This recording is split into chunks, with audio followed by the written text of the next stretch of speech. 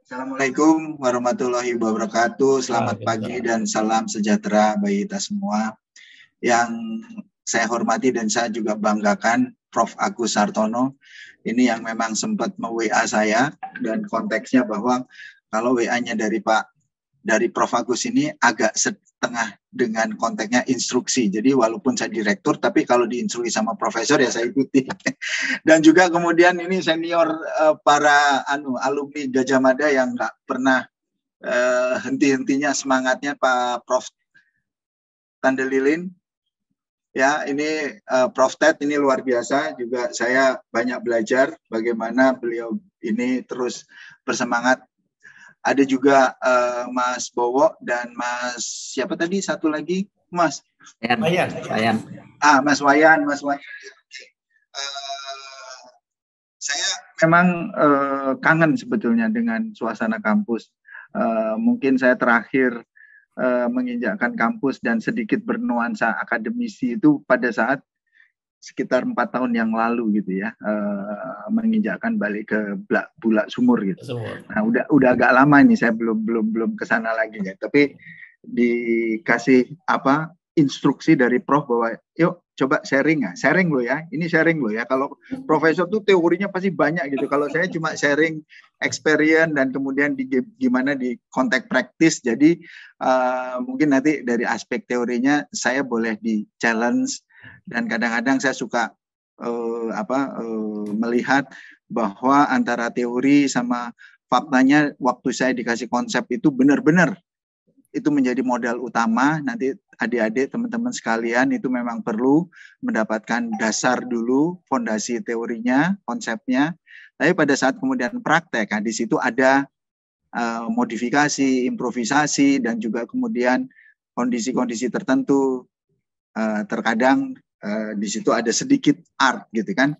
Kalau saya waktu belajar dulu di Gajah Mada, akuntansi itu katanya bukan ilmu, tapi seni gitu kan. Definisinya tuh waktu itu seni gitu. Jadi saya juga menarik juga ini. Oh seni, oh ternyata di dunia praktek benar. Pada saat kita berpraktek itu ada hal-hal yang memang harus ada. Tapi semuanya pakai basic filosofi keilmuan, tetapi seninya itu kemudian dikombin dengan berbagai macam keilmuan itu yang luar biasa sekali. Oke, mungkin Mas Bowo, apakah saya bisa menampilkan? Bisa Pak Bob, bisa. Izin untuk share ke rekan-rekan. Saya kalau share begini-begini saya groginya sama para profesor nih, tapi karena penugasannya dari Profesor Agus ya udah saya beranikan diri untuk kemudian share. Tapi kok ini agak kurang oke ya. Kalau dari tempatnya Mas Bowo yang nge-share bisa lebih bagus nggak ini? Ini tampilannya kok kayaknya itu pecah dua gitu nggak? Enggak, bagus ini bagus. Bagus ya. Oke, ya baik. Oke, tadi sedikit gambaran bahwa ya saya juga nggak muda-muda amat, Prof. Bahwa kemudian saya juga wis tuwek lah ya, tapi harus berjiwa muda dan harus kemudian produktif. Jadi saya beruntung sempat kuliah di Gajah Mada, lulus tahun 86, terus lanjut ke Amerika, dan itu tahun 89 lah. Ya 89 kemudian mulai terjun di dunia nyata. Tetapi memang sempat mulai dari jadi dosen, tapi kemudian karena suami istri saya juga sama lulusan Gajah Mada ekonomi. Nah, kalau kemudian dulu belajar bahwa jangan naruh telur di satu basket gitu ya, mungkin mulailah diversifikasi. Oke, biar istri saya yang dosen gitu ya, saya kemudian diversifikasi ke tempat lain sampai sekarang kira-kira seperti gitu. Start di BNI 96 ya sempat agak karena international banking ya sempat muter-muter ke Hong Kong, London, Singapura gitu sampai akhirnya tahun 2015 tadi yang disampaikan oleh Pak Profesor Agus bahwa saya diberi amanah menjadi direktur di BNI, dan selama tahun ke-7 ini gitu mungkin direkturnya udah muter di area-area yang saya itu memang nasibnya harus terus belajar gitu. Jadi saya backgroundnya international banking, tapi kalau perjalanannya itu muter-muternya malah kemudian di international bankingnya itu cuma 6 bulan. Tetapi itulah bagaimana waktu saya ditempa jadi mahasiswa, bahwa sebetulnya ada satu filosofi yang saya pelajari itu luar biasa sekali pada saat kuliah, bahwa kita itu memang di posisi manapun, di kondisi manapun, kita itu harus terus belajar, terus bertumbuh, dan coba selalu kemudian keluar dari comfort zone. Begitu keluar dari comfort zone, seperti biasa, kalau teman-teman itu mau menjelang menghadapi ujian, pasti keluar dari comfort zone itu ada gesernya ke fear zone, zone rasa takut. Tapi kemudian sudah fear zone, harus kita keluar lagi ke learning zone, zona untuk kemudian selalu kita learning. Nah, setelah itu baru stage-nya itu di growth zone. Jadi please be remind mulai dari sekarang, apa teman-teman pengalamannya waktu di kuliah itu selalu ada 4 tahapan, bahwa mulai dari comfort kita keluar menjadi mungkin agak setengah takut, jadi itu fear zone, baru kemudian naik berikutnya ke learning zone, dan nanti ke depannya selalu kita akan menjadi insan yang kemudian selalu bertumbuh. Ya, oke. Mungkin sedikit banyak saya juga pengen menampilkan terkait dengan, ya biar kenal lah mengenai BNI. BNI ini terus terang, kalau ini biar kenal ya, bukan promosi. Nanti promosinya saya di belakang. Promosinya di belakang. Tapi kalau ini cuma biar kenal aja dulu. BNI ini sebetulnya merupakan bank anak kandung dari negeri Indonesia. Kenapa? Indonesia merdeka 17 Agustus 45. BNI itu lahirnya 5 Juli tahun 46. Jadi merupakan bank pertama yang lahir dari rahim Ibu Pertiwi tahun 46. Bahkan kemudian yang mencetak uang ori itu pertama adalah BNI. Ya. Jadi kadang-kadang ada satu rasa proud, ada satu rasa nasionalisme yang bisa mendasari untuk kemudian para insan BNI. Ini saya suka ngedor nih kepada teman-teman ini ya, karena sekarang saya menjadi Direktur Human Capital dan Kepatuhan. Jadi spirit budaya untuk kemudian seperti itu tuh muncul. Kalau kita ngomong bahwa culture-nya itu swadharma bakti negara. Jadi kita berdharma, berbakti untuk kemudian negara. Banyak beberapa pelopor-pelopor yang kemudian ada di perjalanan BNI. Kita lahir tahun 46. Kemudian BNI itu bank pertama yang mikirin people, orang. Karena tahun 46 lahir, tahun 4950 Bank Nasional pertama yang ngirim orang belajar perbankan internasional di Brussels. Brussels itu geser nggak jauh lah dari Basel. Jadi kalau kemudian ilmu perbankan induknya itu kotanya Basel, itu tahun 49 kita itu bank pertama udah ngirim orang untuk ke Brussels, Belgia. Tahun 55, nah ini juga biar teman-teman BNI itu, saya kalau ngomong ke dalam itu biar tahu sejarah, biar ada rasa proud-nya, ada rasa ownership-nya. Nah, mungkin ini saya agak share kepada mahasiswa, biar juga memiliki satu spirit yang sama terhadap Gajah Mada, kemudian terhadap alumninya, terhadap negara ini, dan syukur-syukur kalau kemudian nanti para talent yang bagus-bagus ini bisa bergabung kepada BNI. Tahun 55, BNI itu yang memiliki cabang luar negeri pertama. Bank Nasional yang punya cabang luar negeri pertama. Di mana? Di Singapura, tahun 55. Bahkan kemudian Singapura belum merdeka. Waktu itu masih Malaka. Baru kemudian merdekanya tahun 63. 63 kita buka di Hong Kong. Dan terus berturut-turut, sehingga kalau kemudian kita bicara mengenai international network, mungkin kalau bisa dilihat di sini overseas office-nya. Tuh Singapura tahun 55, begitu kemudian bikin Hong Kong tahun 63, habis itu Tokyo 69, kemudian New York 83, London 84, dan Seoul 2016. Jadi memang kita di antara bank nasional itu yang relatively in term of overseas network-nya itu kita paling di depan. Ya. Kemudian kalau kita ngomong pelopor lagi BNI ini, tahun 63 kita itu bank nasional pertama yang bekerja sama dengan pendidikan. Jadi dulu bank tidak melihat bahwa pendidikan ini perlu di-serve oleh perbankan, tapi BNI ini tahun 63 sudah men-serve pendidikan. Cuma memang sayang 63 itu kita kerjasamanya belum dengan UGM, tapi dengan Unpad pada saat itu, ya.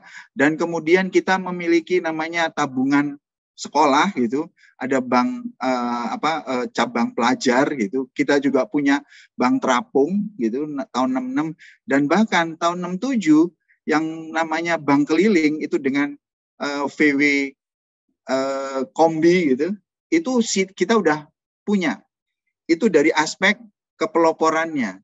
On top of itu, 84, kita sudah punya, BNI itu juga punya berorientasi terhadap teknologi. Kita pakai sistem IBM, punya ada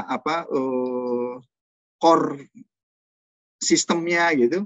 Tahun 88, kita juga bank juga yang pertama-tama pakai satelit. Kita menggunakan VSAT. Dan kemudian tahun 96, bank negara pertama yang go public. Jadi ada beberapa milestone bahwa BNI itu jadi bank pelopor. Tetapi kita nggak harus berhenti di situ. Karena kita kadang-kadang merasa pelopor, tapi seperti tadi, merasa udah paling top, merasa comfort zone, akhirnya nggak growth.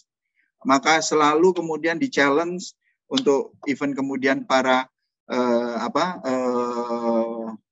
banker di BNI sendiri untuk keluar dari comfort zone.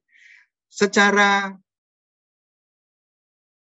layanan perbankan yang kedepannya itu kita merasa melihat bahwa ada geseran, di mana kemudian orang itu menjadi human center, layanan itu pengen kemudian lebih aman, nyaman, cepat, mudah gitu ya. Maka layanan perbankan itu kita enhance. Not only banking services, tapi kemudian financial services dan solusi. Maka kita kolaborasikan dengan memiliki beberapa perusahaan anak. Perusahaan anak kita ada yang kemudian melayani multi finance, ada capital market BNI Sekuritas, ada kemudian asuransinya Life, dan juga remittance. Dan bahkan tahun 2021 kemarin, untuk yang BNI Sekuritas ini, kita membuat BSPL, BNI Sekuritas PT Limited di Singapura. Mungkin pendiriannya baru sejak Juni, jadi belum berumur setengah tahun pun belum. Tetapi kenapa kita membutuhkan itu? Karena memang kita layanannya akan mendorong, mensupport strategi kita yang kemudian lebih kepada internasional. Dalam periode yang setengah tahun itu, titik yang mungkin sudah dilakukan bahwa dia telah mampu menunjukkan kinerjanya melalui penerbitan perpetual bond. Nah, 2 bulan yang lalu, BNI merupakan bank pertama nasional yang menerbitkan perpetual bond. Perpetual bond ini adalah termasuk additional tier 1 capital. Artinya untuk penguatan modal BNI, tapi sekaligus adalah merupakan likuiditas buat kita. Perpetual bond ini nanti di sisi konteks teori mungkin nanti di belakang agak sedikit saya juga kenalkan bahwa dia merupakan hybrid antara hutang dan equity. Jadi surat utang yang kemudian tidak ada waktu jatuh temponya. Oke ya, nanti antara utang sama equity plus minusnya kemudian seperti apa, karena ini konteksnya adalah di konteks capital budgeting dan juga tadi itu capital budgeting dan financing. Nah, itu sangat related ya. Kemudian sebagai perbankan ke depan itu kita nggak bisa lepas untuk mengantisipasi disruption konteks digital. Nah, BNI ini pun dalam rencana jangka panjang, yang menengah dan panjang, bahkan mungkin di tahun depan, kita ada satu strategi khusus yang terkait dengan bank digital serta modal ventura. Nah, hal-hal ini mungkin perlu sedikit saya kenalkan biar teman-teman, oh ilmunya yang kemudian lagi dipelajari itu nanti sangat membantu dan sangat relevan di dunia bisnis ke depannya. Oke. Nah, on top of itu, mungkin saya yakin di kurikulumnya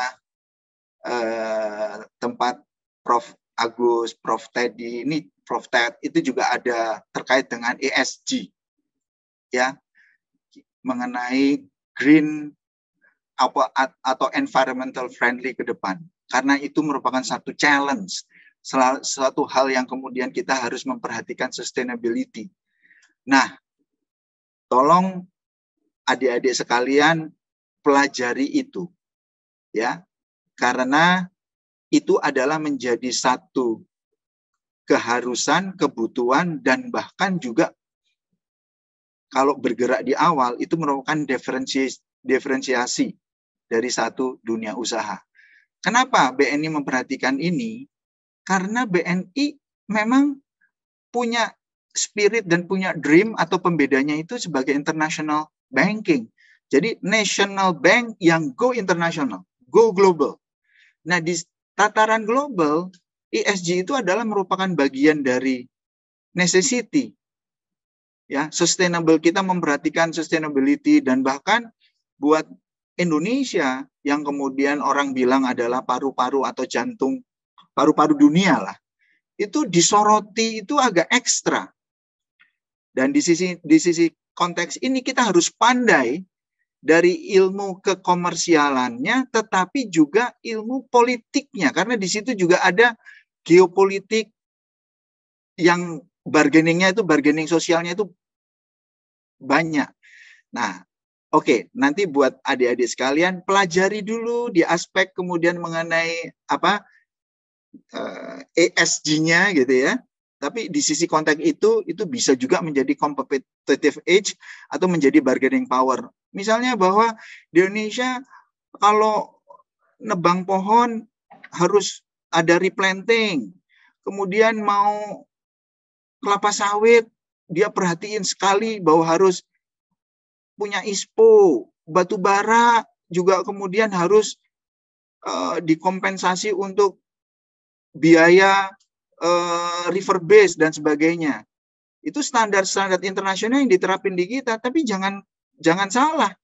Kita juga coba ikuti itu, tapi kita punya hitung-hitungan komersialnya. Karena negara-negara Amerika, negara-negara Eropa, dia nge-push ke kita agar kemudian nanti, gini loh, sebagai contoh adalah mengenai kelapa sawit. Ya, itu tuh minyak yang relatifly untuk biaya produksinya itu paling murah. Nah, orang yang negara punya kebun kelapa sawit, itu advantage. Tapi mereka yang pakai bunga matahari gitu ya, biji bunga matahari atau yang lain, itu production cost-nya tinggi. Nah, dia gimana caranya meregulate kita untuk kemudian akhirnya cost of production itu ditambah-tambah. Kita kemudian jadi lebih mahal, sehingga mereka nggak kalah bersaing. Nuansa itunya tetap ada, tapi untuk masuk ke sana kita harus pakai bahasa yang sama. Mau diajak, kita mau main rock, ayo. Kita mau main jazz, ayo gitu. Kita pakai bahasa yang sama, tapi kita tahu spirit hitung-hitungannya. Ya, nah ini kira-kira seperti itu. Kalau mereka ngomong mengenai green segala macam, yes, we apply within our daily activity. Jadi kita pakai bahasa itu, tapi in term of komersialnya kita juga harus tahu hitung-hitungannya.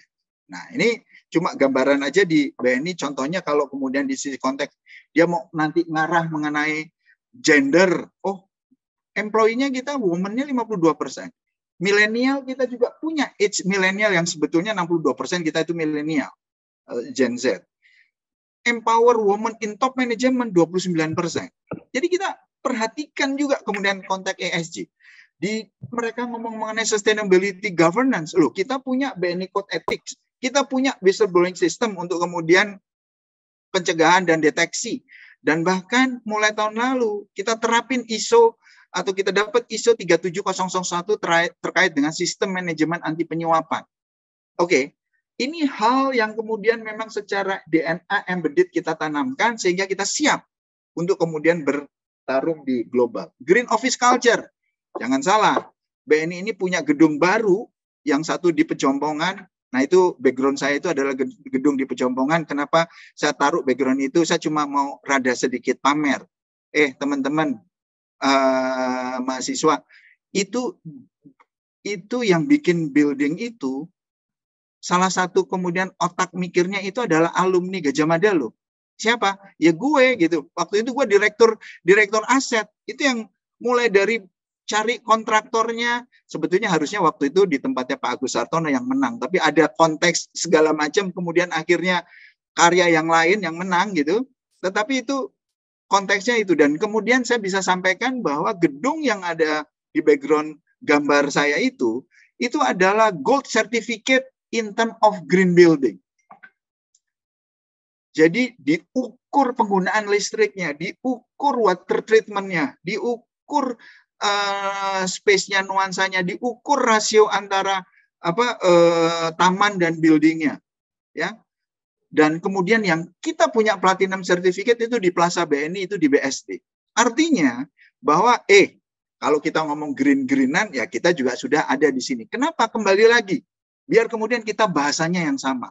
Dan itu kemudian di berbagai aspek.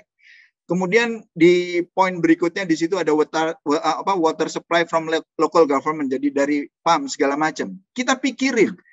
Kemudian mengenai waste water-nya juga kita recycling. Pembuangan dari IC-nya juga kita recycling.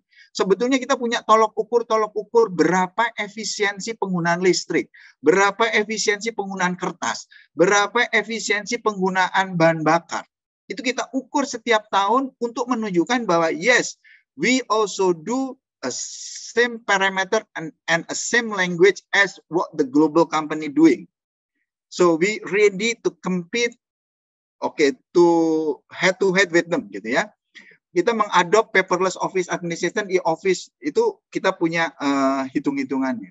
Kemudian di sisi konteks kalau kemudian kita ngomong green atau ESG itu kan selalu spiritnya 3P. 3P itu adalah profit, yes of course. Kemudian people, itu kemudian memperhatikan sosial, dan planet, perhatikan lingkungan.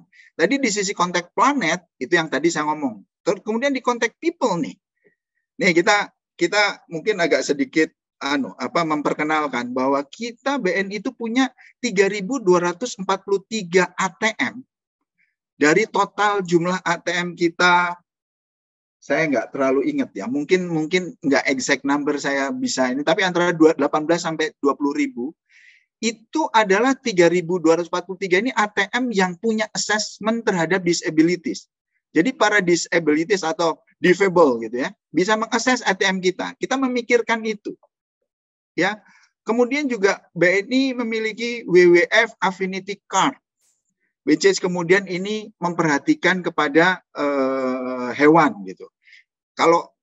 Kalau di sisi konteks KUR yang memang kemudian kita rada pilih untuk people juga, ini adalah KUR Tani. Ada lagi kemudian BNI Pandai untuk basic saving account, ini untuk social assistance dari government. Bahkan kita juga namanya punya bank tabungan sampah. Jadi kemudian teman-teman yang bisa mengumpulkan community yang mengumpulkan sampah, itu ada tabungan khusus yang di situ ada insentifnya. Ya, oke.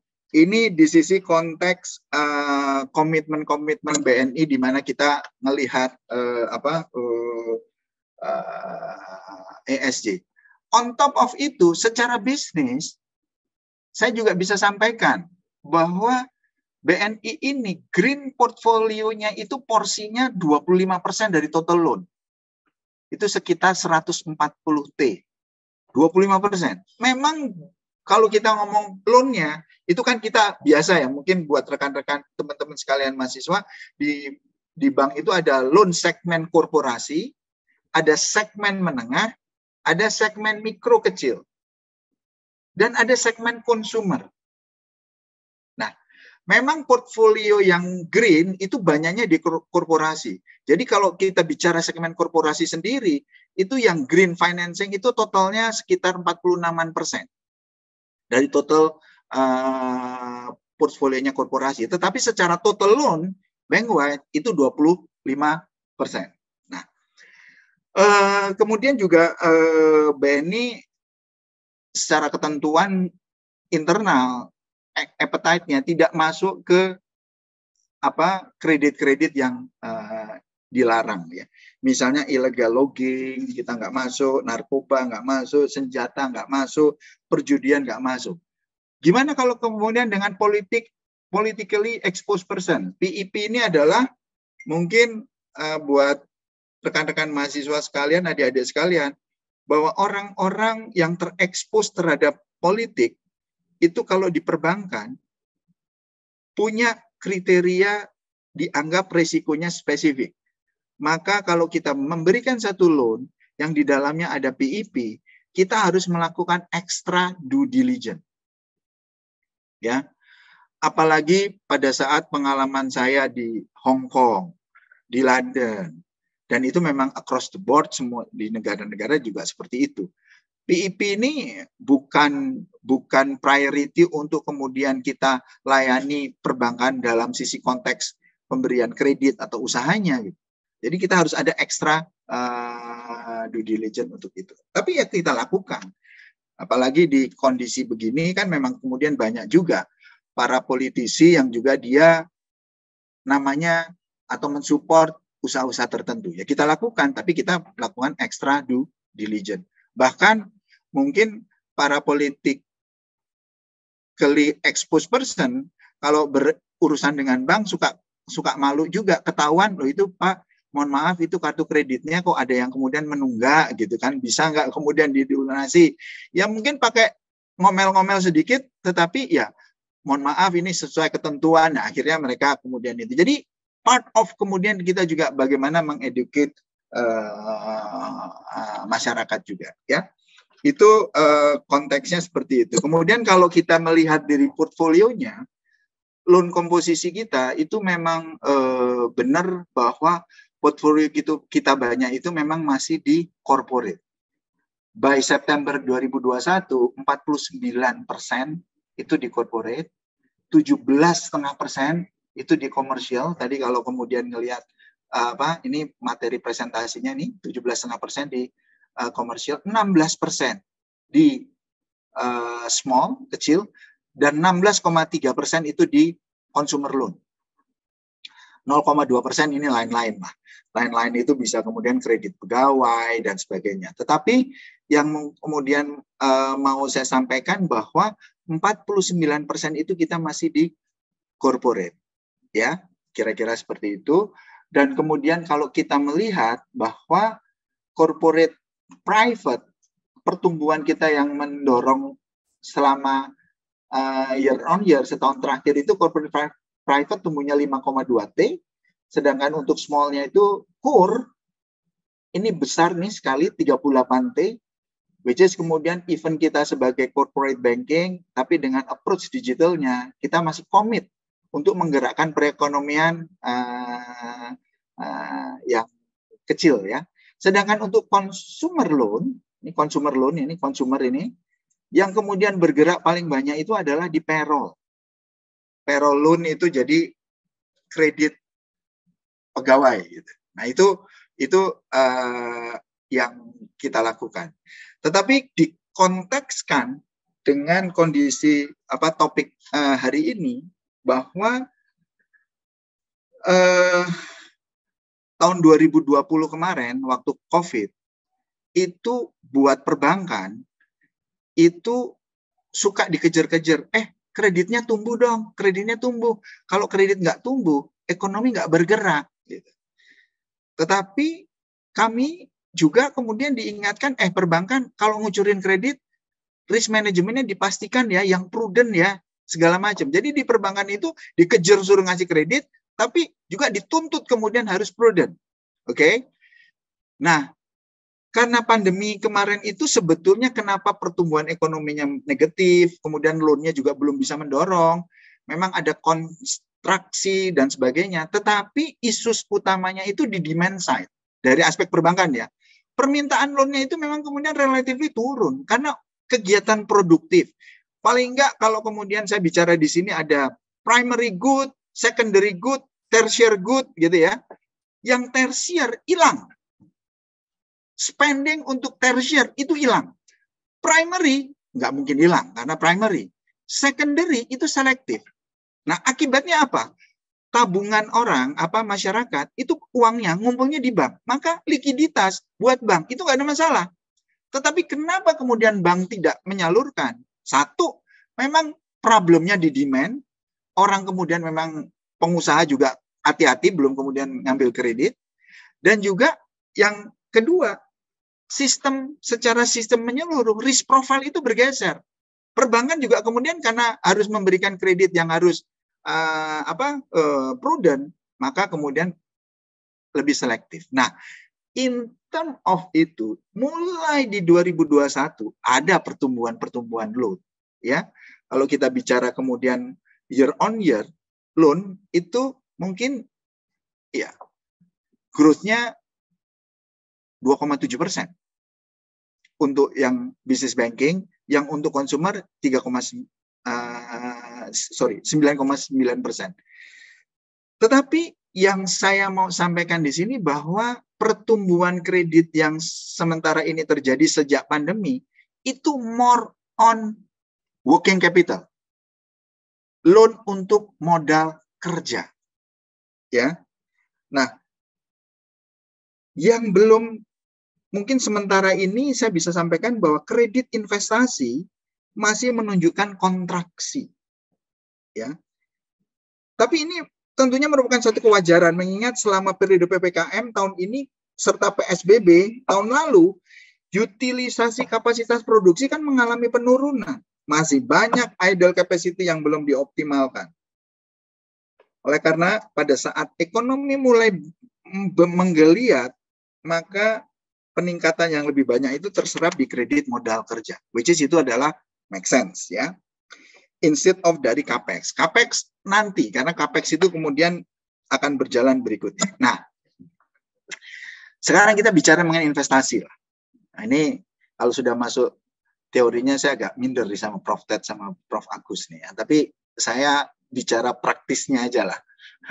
Oke. Di sini ada capital expenditure, ada capital budgeting. Ini kita bicara mengenai investment. Tadi kan kita bicara bahwa loan ini yang sementara ini bergerak untuk menggerakkan ekonomi baru kredit modal kerja loh ya. Kredit investasi ini masih belum ada needs-nya yang kemudian bergerak, tapi kemudian mungkin itu karena lebih punya risiko gitu kan, karena sifatnya jangka panjang. Jadi mungkin teman-teman pengusaha juga masih hitung-hitung.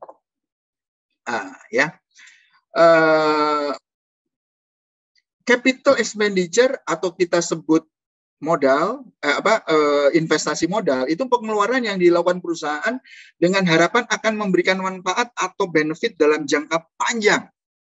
Oke, gua spend sekarang untuk kemudian nanti hasilnya jangka panjang. Nah, di sisi konteks uncertain seperti sekarang, mungkin uncertain-nya tinggi. Uncertain pasti ada di dunia usaha. Tapi pada saat uncertain-nya tinggi, para pengusaha pun hitung-hitungan dulu masih selektif. Padahal, kalau kita bicara mengenai capital expenditure, di sisi konteks adalah investasi modal itu, biasanya didorong untuk apa? Satu, replacement. Kalau seiring dengan berjalannya waktu, teknologi yang digunakan oleh suatu pelaku usaha adalah sudah obsolete, sehingga perlu diganti dengan teknologi baru yang lebih efisien, lebih ekonomis, sehingga kemudian dia lebih kompetitif.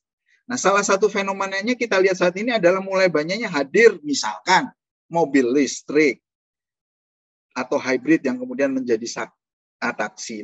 Dan ini menggantikan mobil konvensional. Nah, ini sebetulnya kebutuhan capital expenditure yang sifatnya kemudian relatif jangka panjang. Kalau kemudian teman-teman suka dengar gitu ya, berita teman-teman mahasiswa sering dengar bahwa kan agak lucu ya. BUMN itu punya PTPN yang kemudian lahannya banyak dan kemudian juga kebunnya banyak, tapi tingkat competitiveness-nya itu kalah dengan swasta.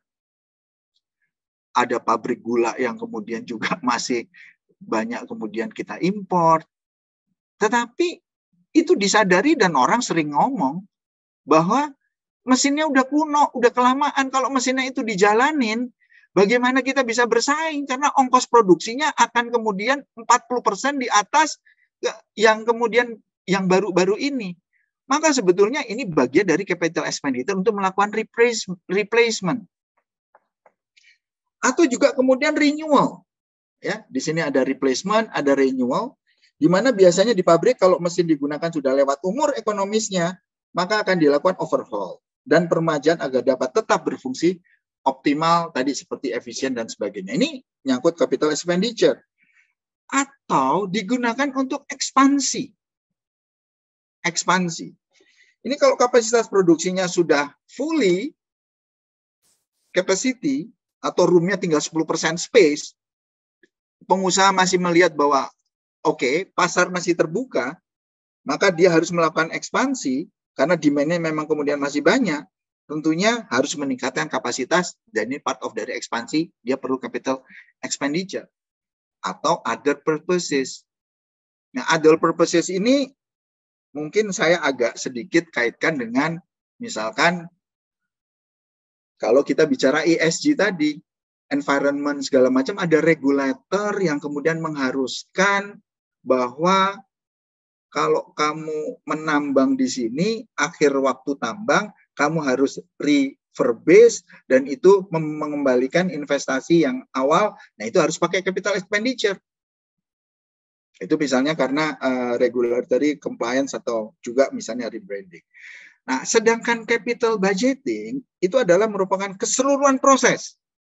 Mulai dari perencanaan dan kemudian pengambilan keputusan mengenai pengeluaran dana yang jangka waktu pengembaliannya juga lebih dari 1 tahun. Kalau kemudian capital expenditure itu adalah mengenai spendingnya sendiri dengan investasi yang lebih dari 1 tahun, tapi kemudian capital budgeting itu end-to-end-nya, mulai dari perencanaannya. Jadi sebelum pelaku usaha memutuskan apakah mereka akan melakukan investasi capex, ya dia harus bikin capital budgeting-nya dengan membuat proyeksi arus kasnya dulu. Dan juga assessment terhadap risikonya. Kemudian dia juga harus memikirkan sumber funding-nya. Nah, di konteks sumber funding-nya, ini kan bisa macam-macam. Ada yang bisa dari internal, ada yang bisa dari eksternal, debt, ya, atau kemudian tadi internalnya equity, ya. Dan ini digunakan untuk memenuhi kebutuhan capex-nya. Tetapi ini part of dari capital budgeting. So both of those itu adalah kemudian mempunyai kaitan dan mungkin teman-teman harus mempelajari dan memahami. Karena di dunia prakteknya itu yang kemudian pasti akan dilihat 2 hal. Misalnya saya nih dalam perjalanan karir saya, kan saya selalu berdirinya sebagai kreditur. Ya. Kalau kreditur, saya harus mengakses bagaimana kemudian calon debitur, calon perusahaan yang mau saya kasih fasilitas ini, kira-kira mereka punya capex-nya ini benar nggak? Dengan capital budgeting yang kemudian benar nggak? Itu kemudian kita lihat. Nah, mungkin lebih utamanya juga kita ngelihat capital budgeting mereka. Mulai dari estimate cash flow-nya mereka, proyeksinya kemudian seperti apa. Mereka juga punya assessment terhadap risk dari cash flow itu enggak. Ya.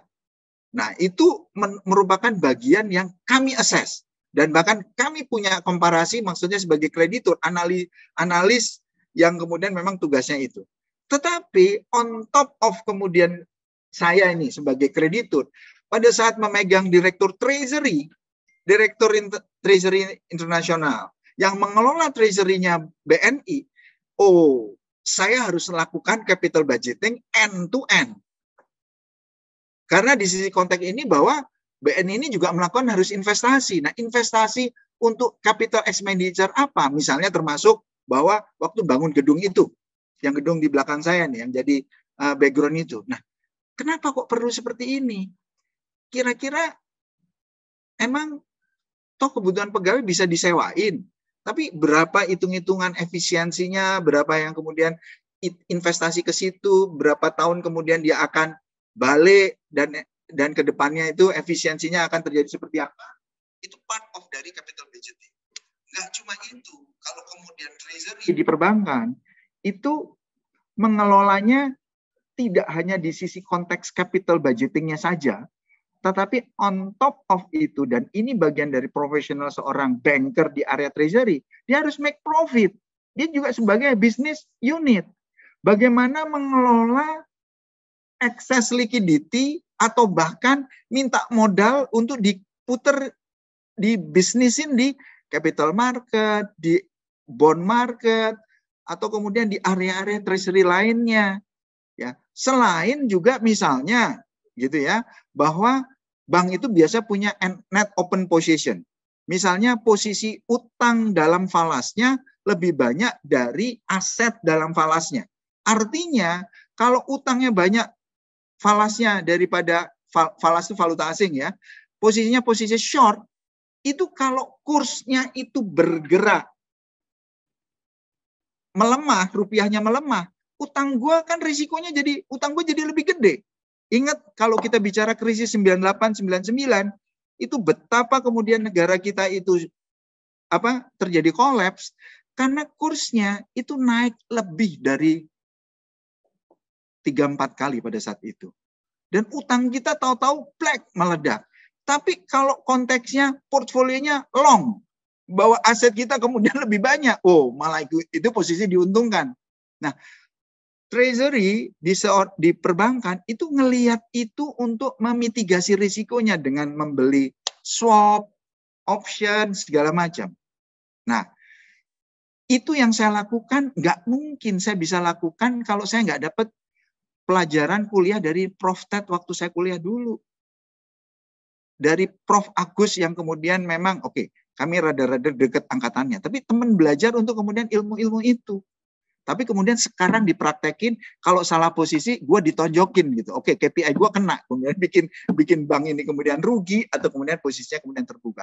Tapi ini hal yang kemudian related dengan ilmu pelajaran yang kemudian teman-teman sedang lakukan. Oke? Nah,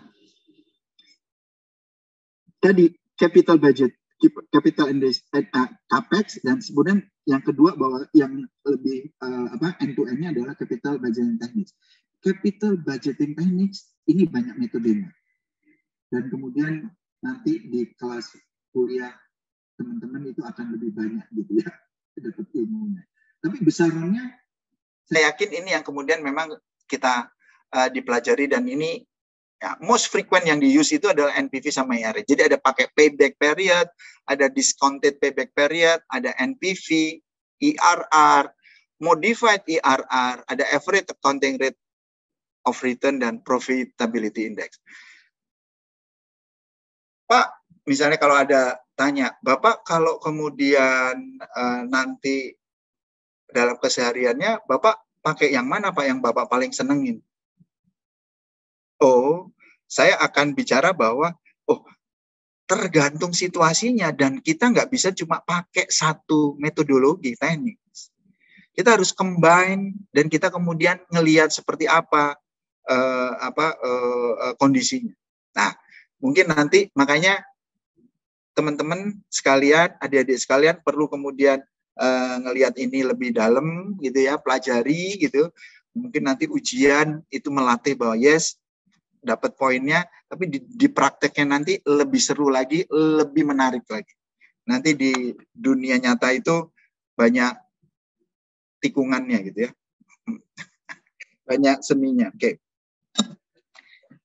Pertama adalah konteks, tadi kalau lihat di sini kan payback period ya. Payback period ini ada yang discounted, ada yang payback period sederhana. Kita lihat payback period method, yaitu merupakan metode di mana untuk mengcover investasi atau expense atau cost-nya itu menggunakan net cash flow. Mungkin payback period ini intinya adalah berapa lama investasi tadi itu kembali.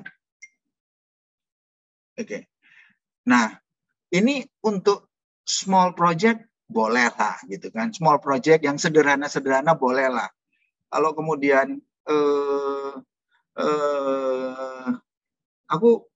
aku untuk tambahan usahanya saya mau buka sego pecel gitu, SGPC tandingan atau SGPC turunannya gitu. Ini modalnya berapa ya? Mungkin modal 30-an juta. Nah, berapa payback periodnya? Kok ini sangang sasi wis balik gitu. Nah, itu relatif kemudian sederhana, yaitu kita pakai lihat proyeksi net cash flow-nya dari investasi itu berapa balik. Tapi kalau kemudian kita bicara yang agak lebih complicated lagi, di mana kita harus ngomong risiko dan time value of money, maka ngitung baliknya itu kita harus hitung discounted-nya. Ya, ini sedikit modifikasi dari payback period method dengan memperhatikan aspek time value of money, di mana proyeksi arus kasnya atau proceed-nya harus diperhitungkan present value-nya. Saya yakin teman-teman sih sudah dapat ilmunya mengenai time value of money ya. Uang sekarang 100 sama uang 100 tahun depan nilainya bisa berbeda loh. Kalau 100 sekarang saya berdayakan itu nggak harus ditaruh di bank. Tapi ditaruh di bank, apalagi BNI ya monggo, itu kemudian juga bagus gitu kan. Tapi uang kemudian 100, setahun lagi itu bisa loh 100 itu menghasilkan 10 tambahannya. Jadi 110. Artinya uang 100 sekarang sama uang 110 tahun depan, mana yang kemudian lebih valuable? Kalau 100 sama 110 ya sama. Tapi 100 sekarang sama 100 tahun depan ya dapat mendingan sekarang 100 lah.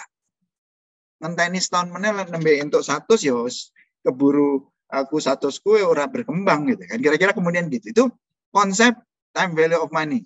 Dan konteksnya saya punya ART yang udah ikut saya 30 tahun, dia itu buta huruf, namanya Yuna.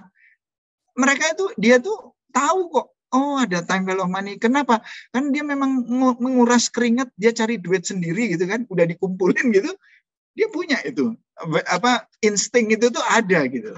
Nah itu nggak buta huruf, nggak ikut kuliah segala macam, tapi insting itu ada. Oke.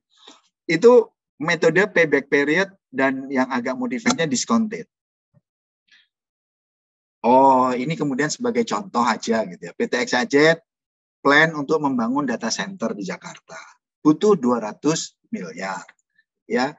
BOD-nya itu mengekspek bahwa proyek ini diimplement, investment spend-nya can be repeat within 3 years. Kalau discount rate-nya 10 tahun, net cash flow are projected for next 4 years, ini adalah kemudian seperti ini. Nah, di sisi konteks kalau kemudian dia ngomong simple payback period, dapatnya 4,1 tahun. Ini nggak ditulis di sini. Tapi kalau di discounted itu dapatnya 4,3 tahun. Nah, tinggal kemudian sekarang BOD itu lu udah nyaman nggak dengan 4 tahun? Wah, lebih panjang dari BOD expected, ya wes, nggak jadi. Tolak. Itu payback period seperti ini. Tetapi sebetulnya ini baru satu item ini yang relatif paling sederhana, tetapi pertanyaannya, loh, sebetulnya tadi untuk data center itu menghasilkan revenue nggak ya? Oh, enggak Pak, ini memang kemudian dipakai sendiri. Ada value-nya nggak ya dengan kita punya data center? Oh, sebetulnya ada. Kenapa? Kalau kita bangun data center kan kita nggak perlu nyewa. Kalau nyewa kan kemudian itu kita bayar duit. Oh, berarti ada value-nya. Oke, kalau gitu, kalau saya BOD expect-nya ini harusnya balik 3 tahun, ini 4 tahun lebih, gua nggak jadi deh. Pak, boleh nggak IRN-nya saya kembangin lagi nih Pak? Payback period-nya saya kembangin dengan net present value. Pakai present value. Coba kita liatin proyeksi cash flow-nya ke depan. Oh gitu. Coba hitungan. Nah, baru berikutnya. Oh, oke. Ini konteksnya tadi membandingkan antara payback period yang metodenya masih simple sama payback period yang pakai discounted. Ya. Kalau payback period simple and easy to use, applicable for investment that can generate quick return and cash can give a sense of repayment duration. Yes. Tapi dia itu ignore time value factor. Ignore return payback period point. Doesn't provide information whether the project is value adding or not. Dia akan nambah value atau enggak. Tadi saya contoh data center tadi ya. Nah, kalau discounted, kelebihannya pokoknya dia pakai time value of money. Ya. Oke. Jadi kalau PPM ataupun DPPM itu doesn't really provide information on the value of the certain project. Cuma memberikan informasi kapan periodenya.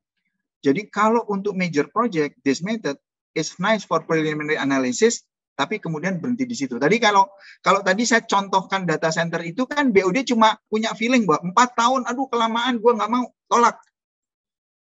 Karena gue pengennya 3 tahun. Misalnya gitu. Karena dia cuma payback period. Nah, mungkin berikutnya adalah net present value. Net present value itu consider the time value of all cash flow. Nah, tadi kalau data center fokusnya di sisi konteks cost, nah kalau efisiensi cost kan kemudian bisa kita hitung itu merupakan projected cash flow efficiencies yang kemudian bisa kita hitung sebagai cash in atau cash nggak jadi out gitu ya, logikanya gitu loh. Mungkin pakai teori-teorinya sakar mula, tapi kemudian by logic ada value, ada benefit yang kemudian kita bisa dapat. Nah, kira-kira adalah bahwa net present value rumus besarannya adalah present value dari inflow, atau inflow-nya tadi bisa ngomong efisiensi penghematan yang nggak jadi keluar, dikurangi initial investasinya, initial outlay. Dah, itu filosofi paling gampang untuk diingat. Rumusnya, wes, kowe lebok keneng Excel, wes metu dewe. Tapi basic message-nya, value-nya, teman-teman yang kemudian harus pegang. Net present value itu adalah mengkinikan, mempresent value dari benefit yang akan kita terima ke depan, dikurangi dengan investment awalnya. Ada lebih enggak? Ada lebih enggak? Nah, kalau rumusnya, ya mungkin seperti itulah. Cash flow tahun pertama dipresentkan dengan 1 plus discounted faktornya K itu kali pangkat 1. Tahun kedua, ya di cash flow tahun kedua di present value kan pakai rumus itu, dan seterusnya dikurangi initial outlay. Ya, jadi the cash inflow used in this method are cash flow discounted with the cost of capital basis or expected rate of return. Nah, memang kuncinya menetapkan K-nya itu apa? Ya, K-nya itu apa? Bisa ngomong cost of capital atau expected rate of return. Nah, di situ bisa kombinasi, dan di situ juga. Jadi kalau kemudian misalnya saya ditanya tadi, Pak, Bapak kalau pakai data center, Bapak discounted-nya pakai cost of capital atau expected rate of return? Saya pakai cost of capital. Karena memang kemudian ini purpose-nya adalah bukan untuk menghasilkan return, tapi kemudian aspek untuk efisiensi dan lainnya. Jadi cost of capital-nya ya kemudian lebih, misalnya begitu. Apa itu pasti benar? Enggak juga. Please, silakan kemudian nanti teman-teman, maksudnya di waktu di dunia praktek itu mengkalkulasi. Nah, kalau NPV-nya positif, oke, itu kita accept. Tapi kalau negatif, ya udahlah. Kalau NPV-nya ini negatif, lu accept, lu itu salah. Nah, saya mau sedikit kasih flavor nih, Misalnya saya ini sebagai direktur yang mengambil keputusan dan kebetulan ada di BUMN. Terus kemudian melakukan investasi yang misalkan, a'udzubillahi min dzalik, kemudian keputusan investasinya itu 4 tahun, 5 tahun ke depan itu bermasalah. Ya. Kemudian ditarik ini ke belakang nih. Oh, dulu keputusannya siapa sih yang mutus? Bob. Waktu itu apa? Iya, dia direktur itu perusahaan apa? Asetnya BNI. Terus dia dasar keputusannya pakai apa? Ini loh analisanya gitu. Ini loh pertimbangan untuk mutus. Loh, di pertimbangan ini kok kemudian NPV-nya negatif kok masih diputus jalan sih? Pasti Bob ada apa-apanya nih. Oke. Pak, Bapak kok nakut-nakutin pakai cerita ini gimana? Gini loh, poin saya. Ya, teman-teman dengan memahami teori konsep seperti itu dan kemudian itu dipraktekkan, ini bisa menjadi apa? Protect apa? Bumper gitu loh. Perlindungan kita karena orang mengambil keputusan di dunia usaha itu pasti ada risiko.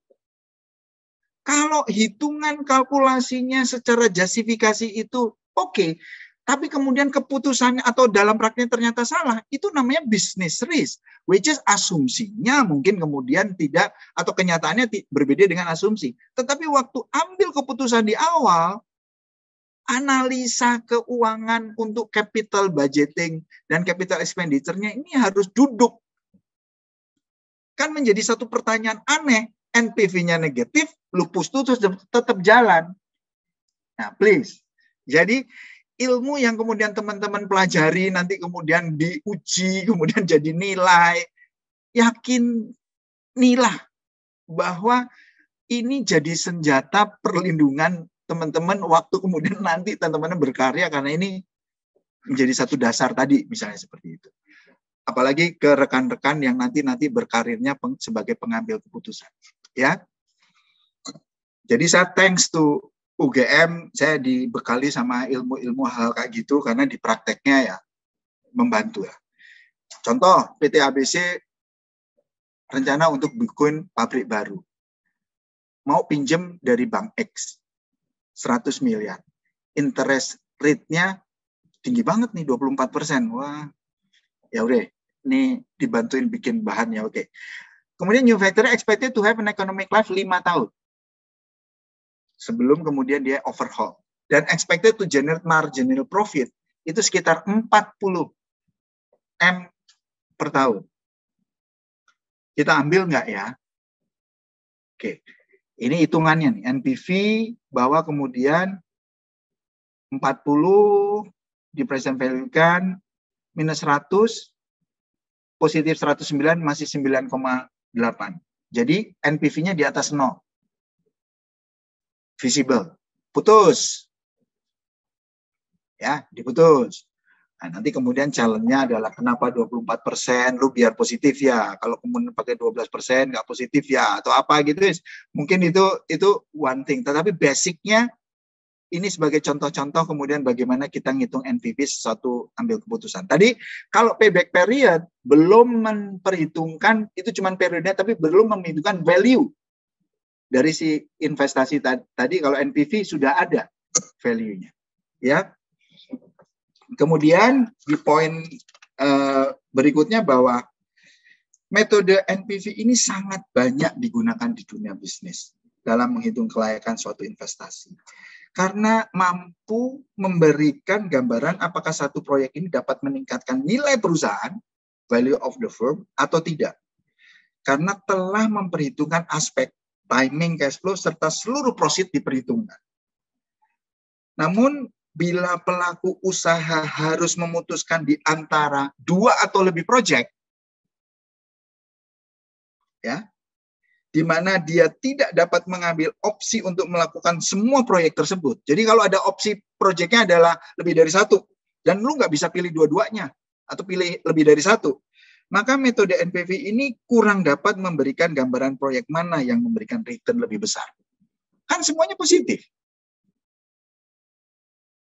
Nah, oke. Maka mungkin kita harus ngelihat metode berikutnya. Commonly used to decide whether the proceed a certain project or not. But when faced to decide between multiple projects, this method need to further complemented with the IRR method. Ya, misalnya contoh, ada seorang developer sedang mempertimbangkan antara membangun kompleks townhouse dengan NPV 2M atau membangun apartemen dengan NPV 5M. Pilih mana? Pilih mana? Gue ditanya gitu. Ya yang NPV-nya gede dong, 5M. Oh gitu ya. Emang lu tahu yang NPV-nya 5M ini berapa investasinya? Yang 2M itu cuma investasi 50M loh. Yang 5M ini investasinya 500M. Kenapa lu pilih yang kemudian investasinya lebih gede? Iya Pak, NPV-nya kan lebih positif. Iya, tapi initial investment-nya kan kemudian gede. Nah, ini yang kemudian lari ke berikutnya. Maksud saya menceritakan ini biar kemudian teman-teman itu menggambarkan bahwa one method with other method itu kemudian saling melengkapi, dan kemudian di sisi konteks tertentu kita harus coba mengcombine beberapa metode tersebut. Ya, jadi dalam situasi semacam ini NPV perlu dilengkapi dengan metode next-nya adalah IRR, Internal Rate of Return. IRR ini ya sering diasosiasikan sebagai tingkat pengembalian pada suatu investasi. Pada hakikatnya IRR mencoba mencari discount rate yang membuat NPV dari suatu proyek itu menjadi 0. Kalau NPV itu kan positif. Tapi kalau 0 itu pakai diskon rate berapa? Ya. Itu yang kira-kira untuk menjadikan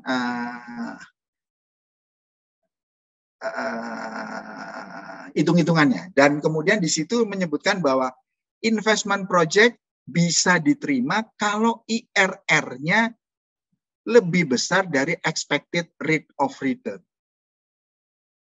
Maksudnya gimana? Nih, misalnya saya kasih gambaran yang gampang-gampang aja. Teman-teman mahasiswa punya uang tabungan 10 juta. Saya taruh di deposito. Deposito dapat bunga berapa? Let's say 5%. Terus ada orang, udahlah, lu 10 juta, ini kasih aja modal, ini buka gerobak dorong buah, ada hasilnya loh. Berapa hasilnya? Lumayan, iya berapa? Ya gue kira-kira sekitar dari 10 juta itu per tahun bisa ngasilin 500 ribu lah. Lah, kalau 500 ribu kan sama aja 5%, ngapain juga gue pusing-pusing? Gue taruh aja kemudian di deposito dapat juga 500 ribu. Oh, enggak, gue hitung-hitung dulu ya, gue hitung. Nah, dia masuk hitung IRR. Oh, IRR-nya dapat 7%. Oh ya, mulai lumayan lah.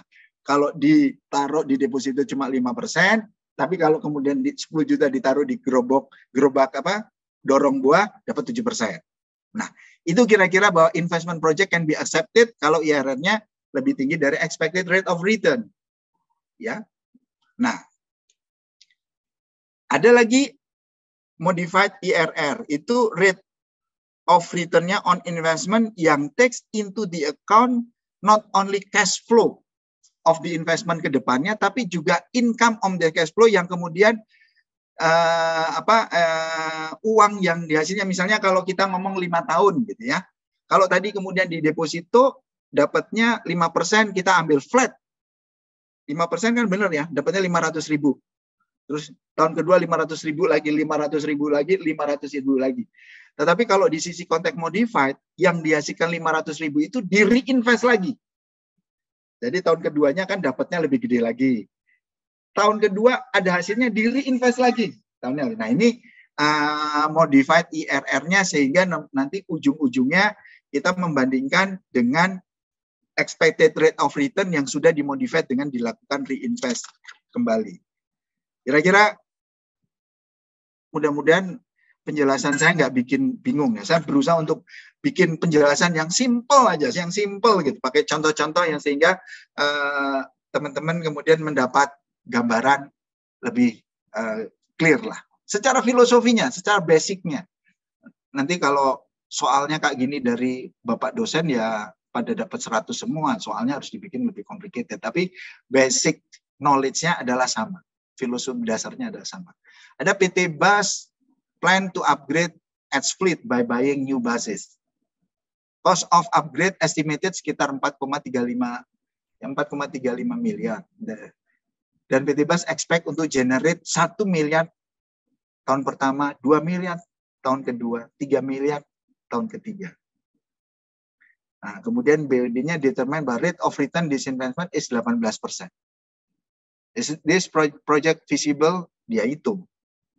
Pakai kemudian tadi cash flow, cost-nya, interest expected, net cash flow-nya, dapat angka bahwa IRR-nya 15%. Dan ini pakai formula Excel dapat itu. Nah, kalau kemudian expected return-nya 18%, karena ada opportunity uang itu bisa diputerin dengan kemudian hasil 18%, ini cuma 15%, ya ngapain? Maka kemudian itu ditolak dan not feasible. Nah, kalau yang modified, nah ini contoh kemudian juga biar simple aja bahwa itu projected cash flow, kemudian cash inflow-nya diinvest lagi gitu ya. Contoh kemudian yang tahun pertama 4, diinvest lagi. Kalau 4 ini gue puterin lagi sampai 3 tahun, maka ini dipangkatkan dapat 4,84. Tahun kedua 6 tahun, diinvest setahun ke depan dapat 6,6. 3 ini kan sama yang tahun ketiga tetap 3, dapatnya 14,4, modified IRR-nya mungkin menjadi 13,3%, 13,03. Kalau proyek ini dibandingkan dengan cost of capital 10%, ya dia menjadi visible. Nah, kira-kira itu kalau M modified IRR. Tapi ini terus terang ada referensinya, tapi kalau saya suruh jelasin sampai sekarang saya juga nggak bisa jelasin. Tapi faktanya bahwa memang ada namanya multiple IRR yang kadang-kadang orang jadi susah, ada 2 angka gitu loh. Ini contoh cash flow ini kalau kemudian teman-teman coba bahwa dengan multiple IRR, bahwa IRR-nya itu bisa dapat 2 angka. Initial investment-nya 700, ini ceritanya bahwa ada investasi untuk bikin storage-nya chemical, itu 700.000, dan annual payment-nya 530.000, tapi by end of contract, PT CEM ini harus set aside 1,53 karena, nah ini contohnya, pabrik chemical itu harus mendispose, waste-nya harus di disposal protokol, dia harus reinvest lagi. Banyak usaha-usaha menjelang ISG, menjelang ISG ke depan itu harus ada begitunya. Itu harus kita hitung. Nah, berapa sih IRR project ini? Kalau dimasukkan, itu ternyata multiple tuh, ada 2.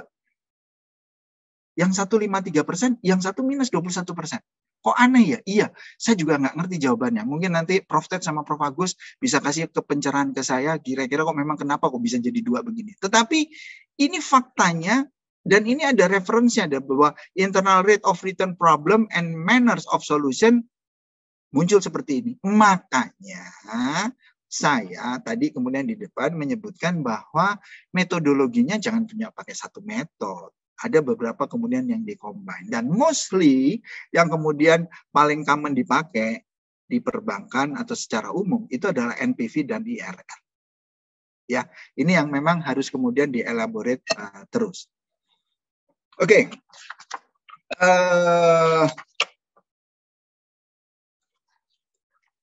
Kemudian yang berikutnya adalah di poin ini. Lesson learned. Lesson learned dari IRR dan modified IRR, ya.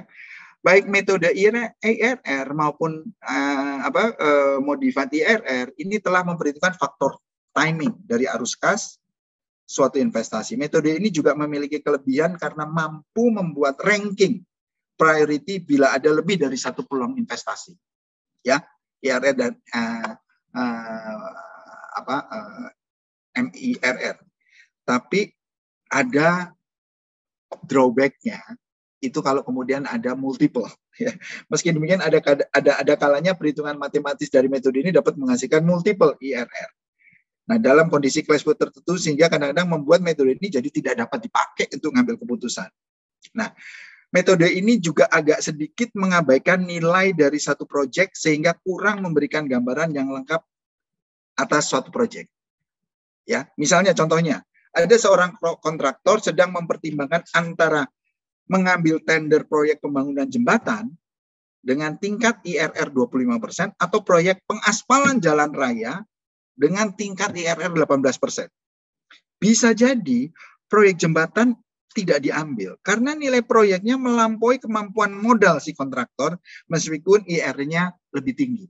Jadi kembali lagi tadi ada initial modalnya itu kadang-kadang juga perlu jadi pertimbangan. Karena kalau kemudian IR-nya tinggi misalnya 25%, tapi kemudian untuk initial modalnya besar, source of funding-nya dari perusahaan itu kemudian rada terbatas.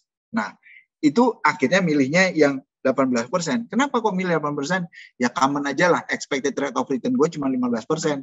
Modal gue cuma segini. Kalau gue masuk yang ke 22% memang lebih tinggi, tapi modal gue nggak cukup. Sedangkan gue coba cari pinjaman di bank, gue lagi sementara masih belum terlalu bankable, cari pinjaman dari saudara gue malah minta tolong gue, gitu. Gue mau jual aset, sementara tinggal punya kolor, gitu. Misalnya kayak gitu-gitu akhirnya ya, mungkin oke, ya wes, ambil yang kemudian IRR-nya 18%. Itu real, ya.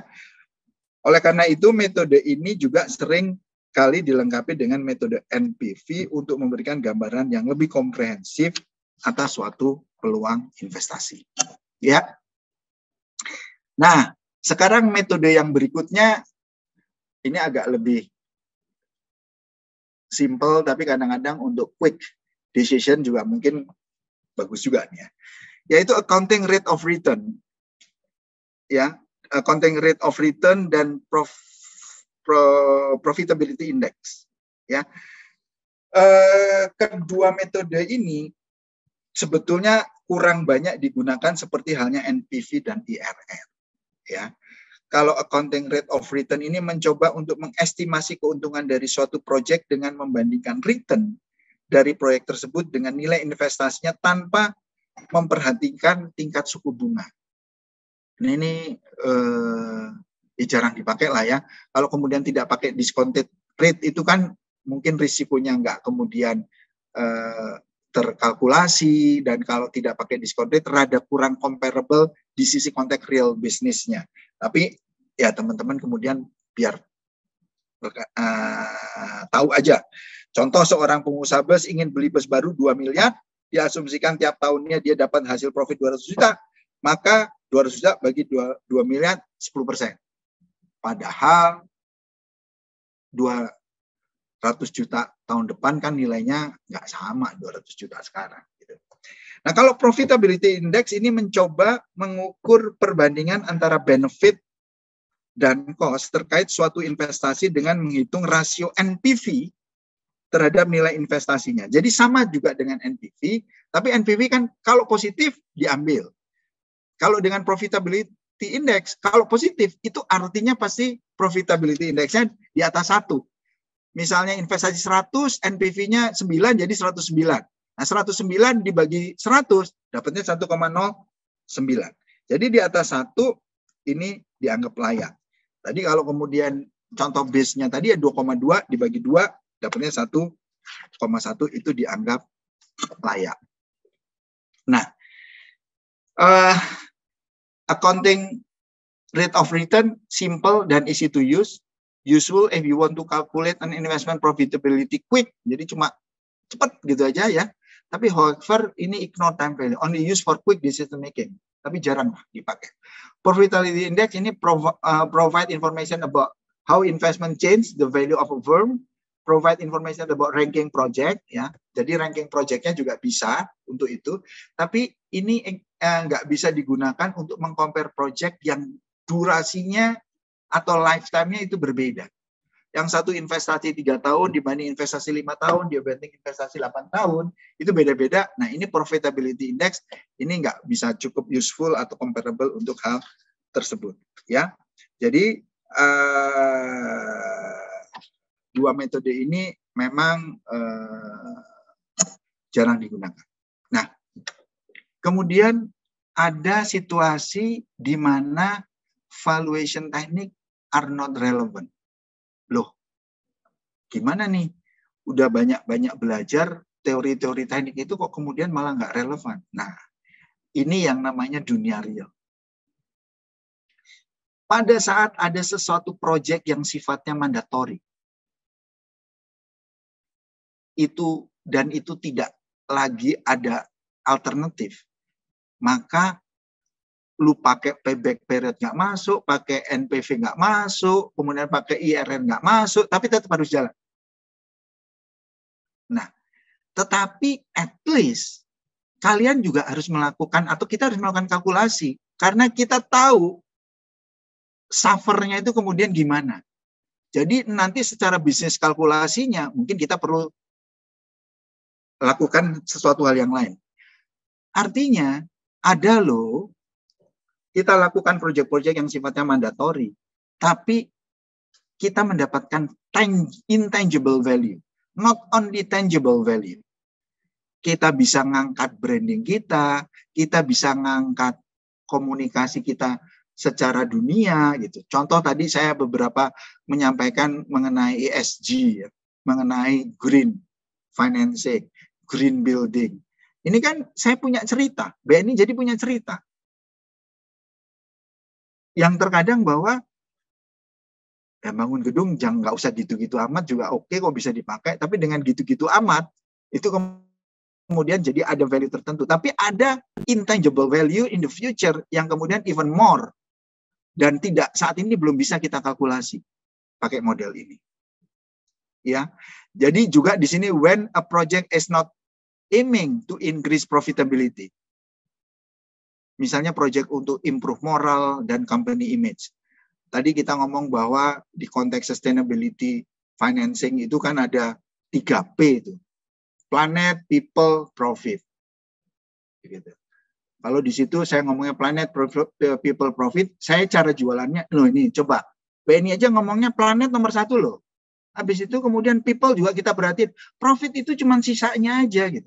Akan berbeda kalau saya jual profit nomor 1, walaupun pengennya begitu gitu. Tapi kemudian the way untuk komunikasinya kan ada sesuatu strategi-strategi tertentu. Sebagai contoh juga bahwa misalkan dengan adanya target net zero emission di tahun 2060, Indonesia ini harus diterapin net zero emission. Gila apa? Zero emission? Iya, ada target 2060. Udah gua pikirin dari sekarang. Maka mau tidak mau perusahaan yang masih menggunakan bahan bakar yang menghasilkan emisi harus beralih ke teknologi yang lebih ramah lingkungan. Maka tadi di sisi konteks emisi, kalau kemudian mobil operationnya BNI, mungkin udah nggak pakai lagi bensin premium gitu. Konteksnya, Pak, bukannya lebih mahal? Iya sih. Tapi kemudian ini mau nunjukin nih, kita concern loh dengan kemudian bahan bakar yang bisa menghasilkan minimal emisi. Ya, misalnya pemerintah daerah yang ingin melakukan revitalisasi suatu terminal base existing yang sudah cukup berumur dan cukup padat, bisa jadi proyek ini memiliki NPV kurang dari 0. Namun tujuan utama dari proyek ini adalah pelayanan masyarakat, bukan profitability. Nah, hitung-hitungan ini kemudian tidak menjadi satu mutlak dalam pengambilan keputusan. Tetapi perlu nggak dihitung? Menurut saya tetap perlu. Perkara kemudian keputusannya tidak mengikuti teorinya, ya nggak apa-apa. Tapi kita tahu di poin ini apa. Kenapa? Biar kemudian ini loh, saya sebagai calon gubernur di pemerintah kota sekarang, saya udah kita hitung begini, tapi ini bagian dari saya memprioritaskan layanan masyarakat. Nah, malah bisa untuk politik juga. Karena ada hitung-hitungannya. Ini saya bukan ngajari untuk main politik ya, tapi something which is kemudian on the real world itu ada. Oke. Di poin ini adalah financing choice. Sebagai seorang CFO, ya, misalnya teman-teman membayangkan teman-teman ini bahwa kalau pasti sudah di luar kepala kan, aset itu sama dengan utang plus modal.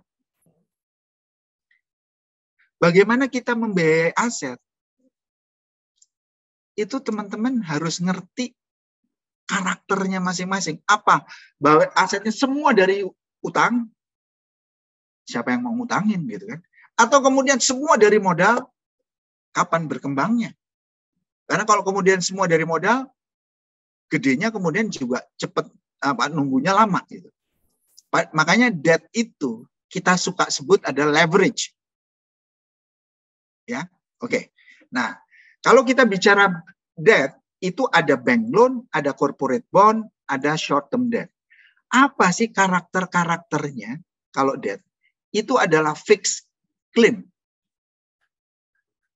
Jadi kemudian pasti ditagih. Satu saat kemudian jatuh tempo, bunganya, kuponnya, itu pasti ditagih. Tapi atas bunga kupon tadi, itu tax deductible. Ya, artinya boleh diperhitungkan sebagai biaya untuk pengurang penghasilan yang kemudian nanti ujungnya kena pajak. Kemudian yang ketiga, high priority in financial distress. Maksudnya, kalau perusahaan ini misalnya go to bankruptcy, siapa yang harus dilunasi duluan? Pemegang saham atau pemegang utang? Yang pemegang utang. Nah, kalau kemudian kita di posisi yang ngutangin atau kemudian di posisi yang diutangi, itu karakternya yang kemudian harus dipahami. Ada define of maturity. Jatuh temponya kapan? Jadi di sisi konteks capital budgeting harus dihitung perhitungannya. Tapi no managerial control. Nggak ada cawe-cawe direct dari pemberi utang ini kepada si perusahaan itu. Nah, tapi ada yang kemudian misalnya bank, misalnya saya ini sebagai kreditur. Bob, kamu pilih mana? Lu ngasih kredit ke grup Salim, ya, atau lu beli bondnya Salim? Nih, sebagai banker. Secara natural, saya akan bilang bahwa kalau kita ngasih kredit, bank kredit, itu kita hot relationship. Relationship-nya saya bisa manggil manajemennya at any time yang kita merasa kurang nyaman. Tapi kalau kita pegang bondnya, itu adalah cold relationship. Relationship-nya kita kemudian tidak kejalin lebih banyak. Kalau saya misalkan melihat bahwa Salim Group itu bahwa opportunity bisnisnya gede, ya saya akan kasih bank loan. Tetapi bisnis-bisnis lainnya lu salurin dong ke bank. Pegawainya lu jadiin kemudian payroll-nya di kita. Pengelolaan cash flow-nya pakai layanan kita. Karena hot relationship. Kalau kemudian pegang bondnya, gue nggak bisa ikut-ikutan. Cuma persuasi sama, gue pegang bond lu gede loh. Tapi yang kemudian nanti Salimnya bahwa ntar gue salurin ke lu, bondnya lu jual. Dia juga kemudian nggak punya satu assurance untuk konten itu ya. Oke. Tapi kira-kira misalnya gitu kalau kita ngelihat dari si aspek. Sekarang equity. Equity itu dana dari founder share, setoran dari pemegang saham. Ada venture capital, ada kemudian common share. Saham yang kemudian diterbitin. Nah, secara klaimnya, dia residual claim. Jadi kalau kemudian semua liability senior kemudian sudah diselesaikan, baru kemudian residualnya. Ini juga non-tax deductible. Ya, ini non-tax deductible. Kalau tadi bunga segala macam tax deductible.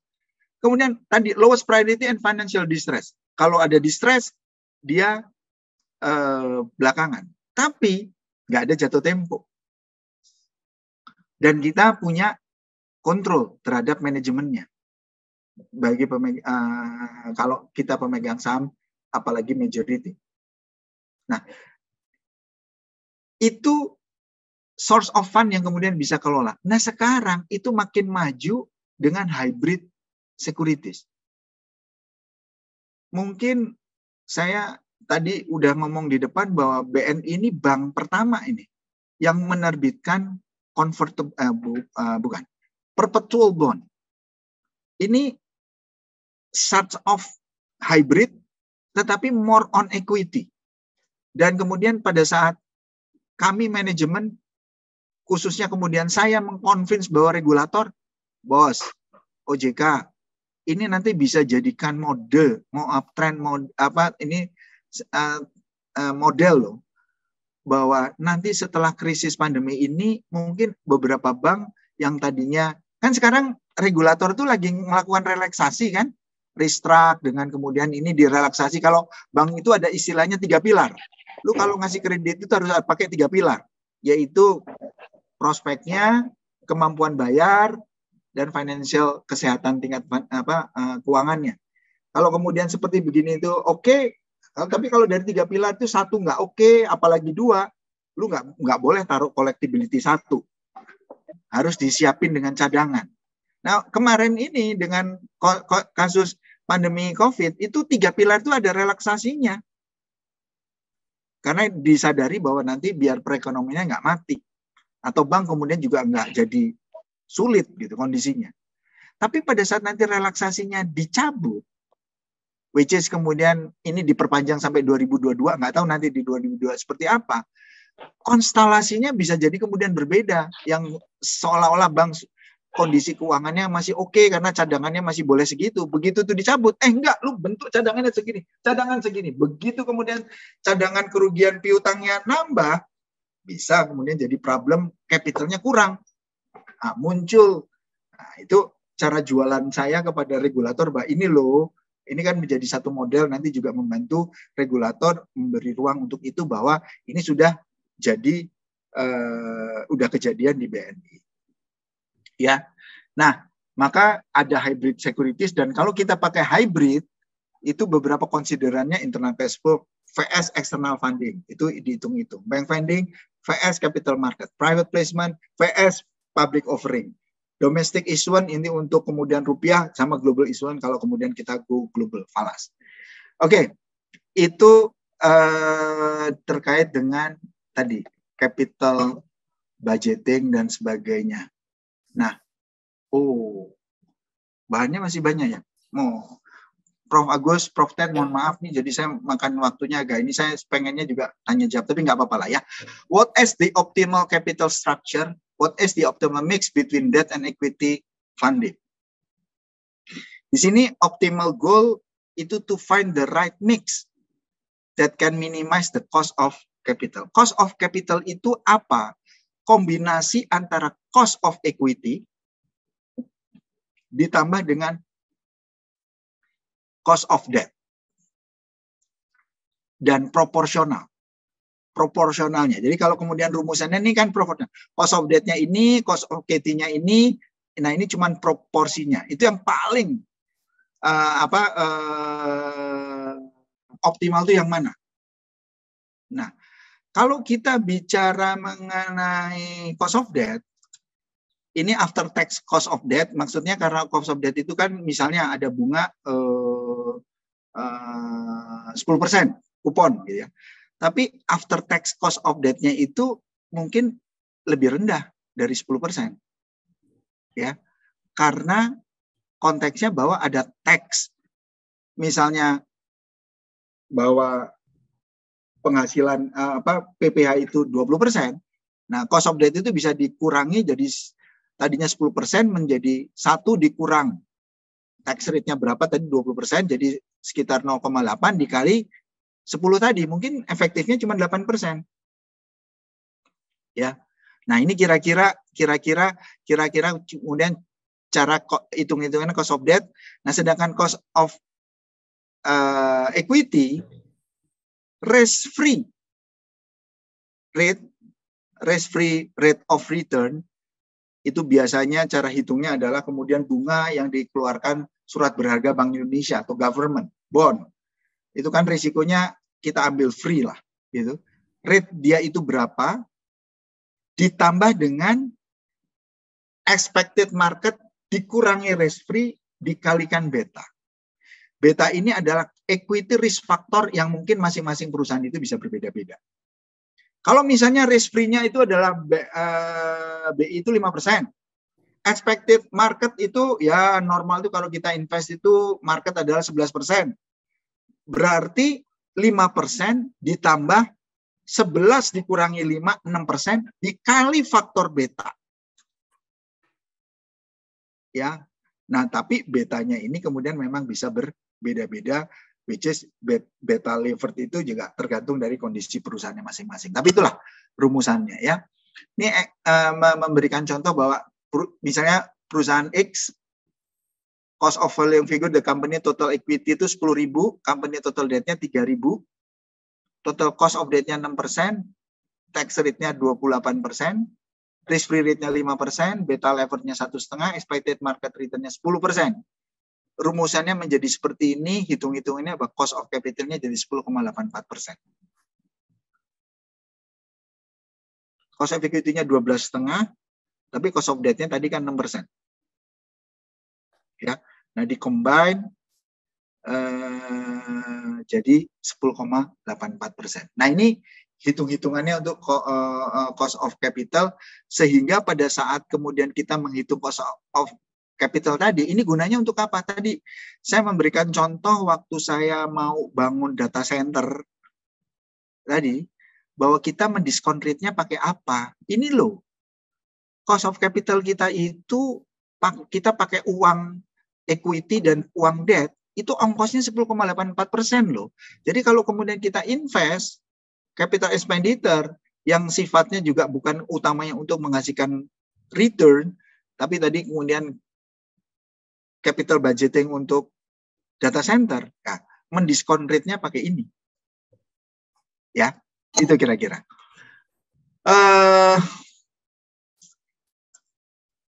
Ini apa? Common problem with, oke. Ini common problem waktu kemudian kita ngitung-ngitung itu memang pertama adalah mengukur problemnya. Most measurement is only estimation, not accurate. Karena memang kemudian berdasarkan asumsi-asumsi itu common lah, itu common. Dan itu kemudian memang semakin kemudian sering dan kemudian semakin kadang-kadang ada beberapa case variasinya, itu juga akan memberikan pengalaman tertentu ya. Kemudian assume constant capital structure, bahwa carries an assumption that equity ratio will remain constant, itu mostly nggak happen lah. Kemudian itu bergerak lah ya. Tetapi hal itu memang harus kita ambil pilihannya, dan makanya even kita menggunakan hal-hal tersebut ada periode review, monitoringnya, ada reviewnya. Ya, kemudian ada juga kesan bahwa cost of capital itu bisa diturunkan dengan memperbanyak debt karena menggunakan basis after tax, which is could be right, tapi nyari debt itu kan nggak juga kemudian orang semua mau ngutangi kita, ngutangi perusahaan itu.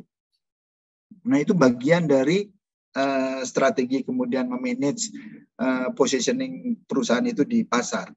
Kemudian juga bahwa projecting risk adjustment. Ini tingkat risiko yang seharusnya dipakai adalah tingkat risiko proyek yang akan dibiayai, bukan tingkat risiko si perusahaan.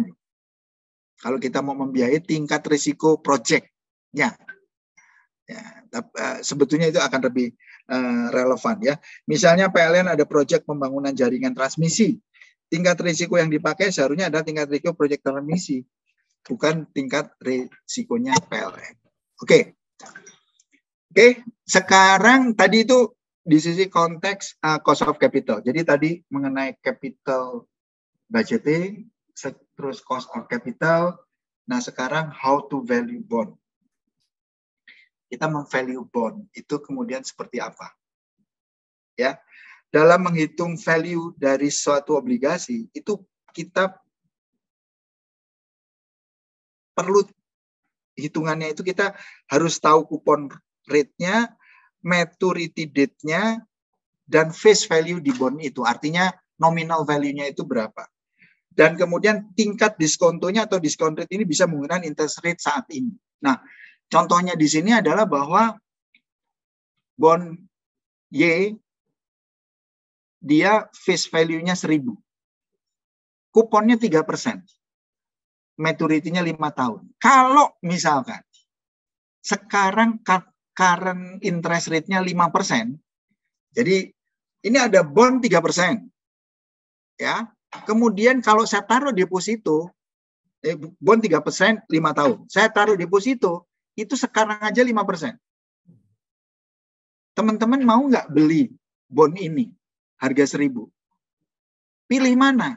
Beli bond ini harga 1.000 dapat kupon 3%, atau taruh uang $1.000 ini ke deposito yang bunganya 5%. Pilih mana? Ya pilih kemudian 5%. Nah terus, kalau seperti itu, maka nilai bondnya boleh gue mau beli bondnya itu. Tapi ya jangan 1.000 dong. Yang kira-kira nilainya di bawah 1.000, yang kemudian kalau saya hitung, paling nggak dapat sama 5%-nya kalau kita ambil deposito. Maka akhirnya value dari bond ini dijual di 0,913. Nah, di sini poinnya. Value bondnya adalah jadi 91 basis point out of 100. Kalau bondnya ini saya beli di 9.100, bukan 910, oke gue beli deh. Kenapa? Karena kalau saya beli 910 dengan kupon 3%, itu sebetulnya efektif return saya itu sama dengan 5%. Nah, ini cara menghitung atau memvalue bond. Paling simple. When the price of bond is beneath the face value, the bond is trading at discount. Tetapi kebalikannya, kalau kuponnya 5%, gue balik nih, market rate-nya 3%, ya orang berebut lah beli ini. Ya, beli beli 1.000, gue dapat 5%. Kalau gue taruh deposito cuma 3%. Ya akhirnya ya boleh, tapi lu belinya jangan 1.000. Berapa? Pakai premium. Mungkin jadi 1.100. Yang kemudian kalau dihitung kalkulasinya value of bond-nya itu 1.100 karena akan memberikan return yang sama dengan pasar, 3%. Nah, itu kira-kira bagaimana kita menghitung value dari bond ya. Kemudian kalau berikutnya how to value stock, saham. Nah, ini agak sedikit berbeda. Kalau kemudian saham kan kita infinite, maturity-nya kemudian nggak pasti. Memang ada beberapa penjelasan bahwa perhitungan value stock ini lebih kompleks dibandingkan dengan bond. Tapi pada hakikatnya itu ada dua mekanisme perhitungan stock valuation. Yang pertama adalah absolute valuation, which is ini adalah menggunakan fundamental dari perusahaan itu sendiri, ya. Dan yang kedua adalah relative valuation. Ini adalah kemudian membandingkan selain fundamental itu dengan peers yang sejenis. Ya. Absolute valuation yang lumrah digunakan itu adalah pakai dividend discounted model. Based on dividend the company yang dibayar ke depannya. Walaupun pasti pembagian dividennya itu enggak konstan. Ya. Kalau konstan, tapi ini jarang terjadi, gue juga nggak ngerti kalau kemudian di perusahaan apa yang kemudian konstan. Kali di Cina ya mungkin perusahaan punya government kali gitu karena kemudian di sana polanya otoriter gitu. Jadi rumusnya bahwa value dari stoknya itu dividen dibagi ini rate of return-nya kurang growth. Tapi kalau kemudian untuk yang tidak konstan ya kita proyeksikan dividen tahun pertama, kedua dan sebagainya. Ya. Tetapi kembali lagi, Pak, kita memproyeksi dividen gimana caranya? Itu another challenge yang memang kemudian nggak mudah. Kemudian discounted cash flow model. Ini kita mendiscounted future cash flow untuk value dari bisnis tersebut, ya. Tetapi kembali lagi bahwa ini memerlukan absolute valuation. Nah, kalau relative valuation, mungkin teman-teman sering dengar namanya price to earning ratio, price to book value. Ada lagi bahwa enterprise value to EBITDA. Ya. Di dalam perusahaan itu tidak semua itu fundamental value-nya tuh ada yang intrinsik. Kalau tadi saya ngomong intangible value, perusahaan itu ada punya nilai-nilai intangible-nya yang kemudian itu merupakan persepsi di pasar. Sebagai contoh misalnya gini, saya ngajak ini teman-teman mahasiswa ini paling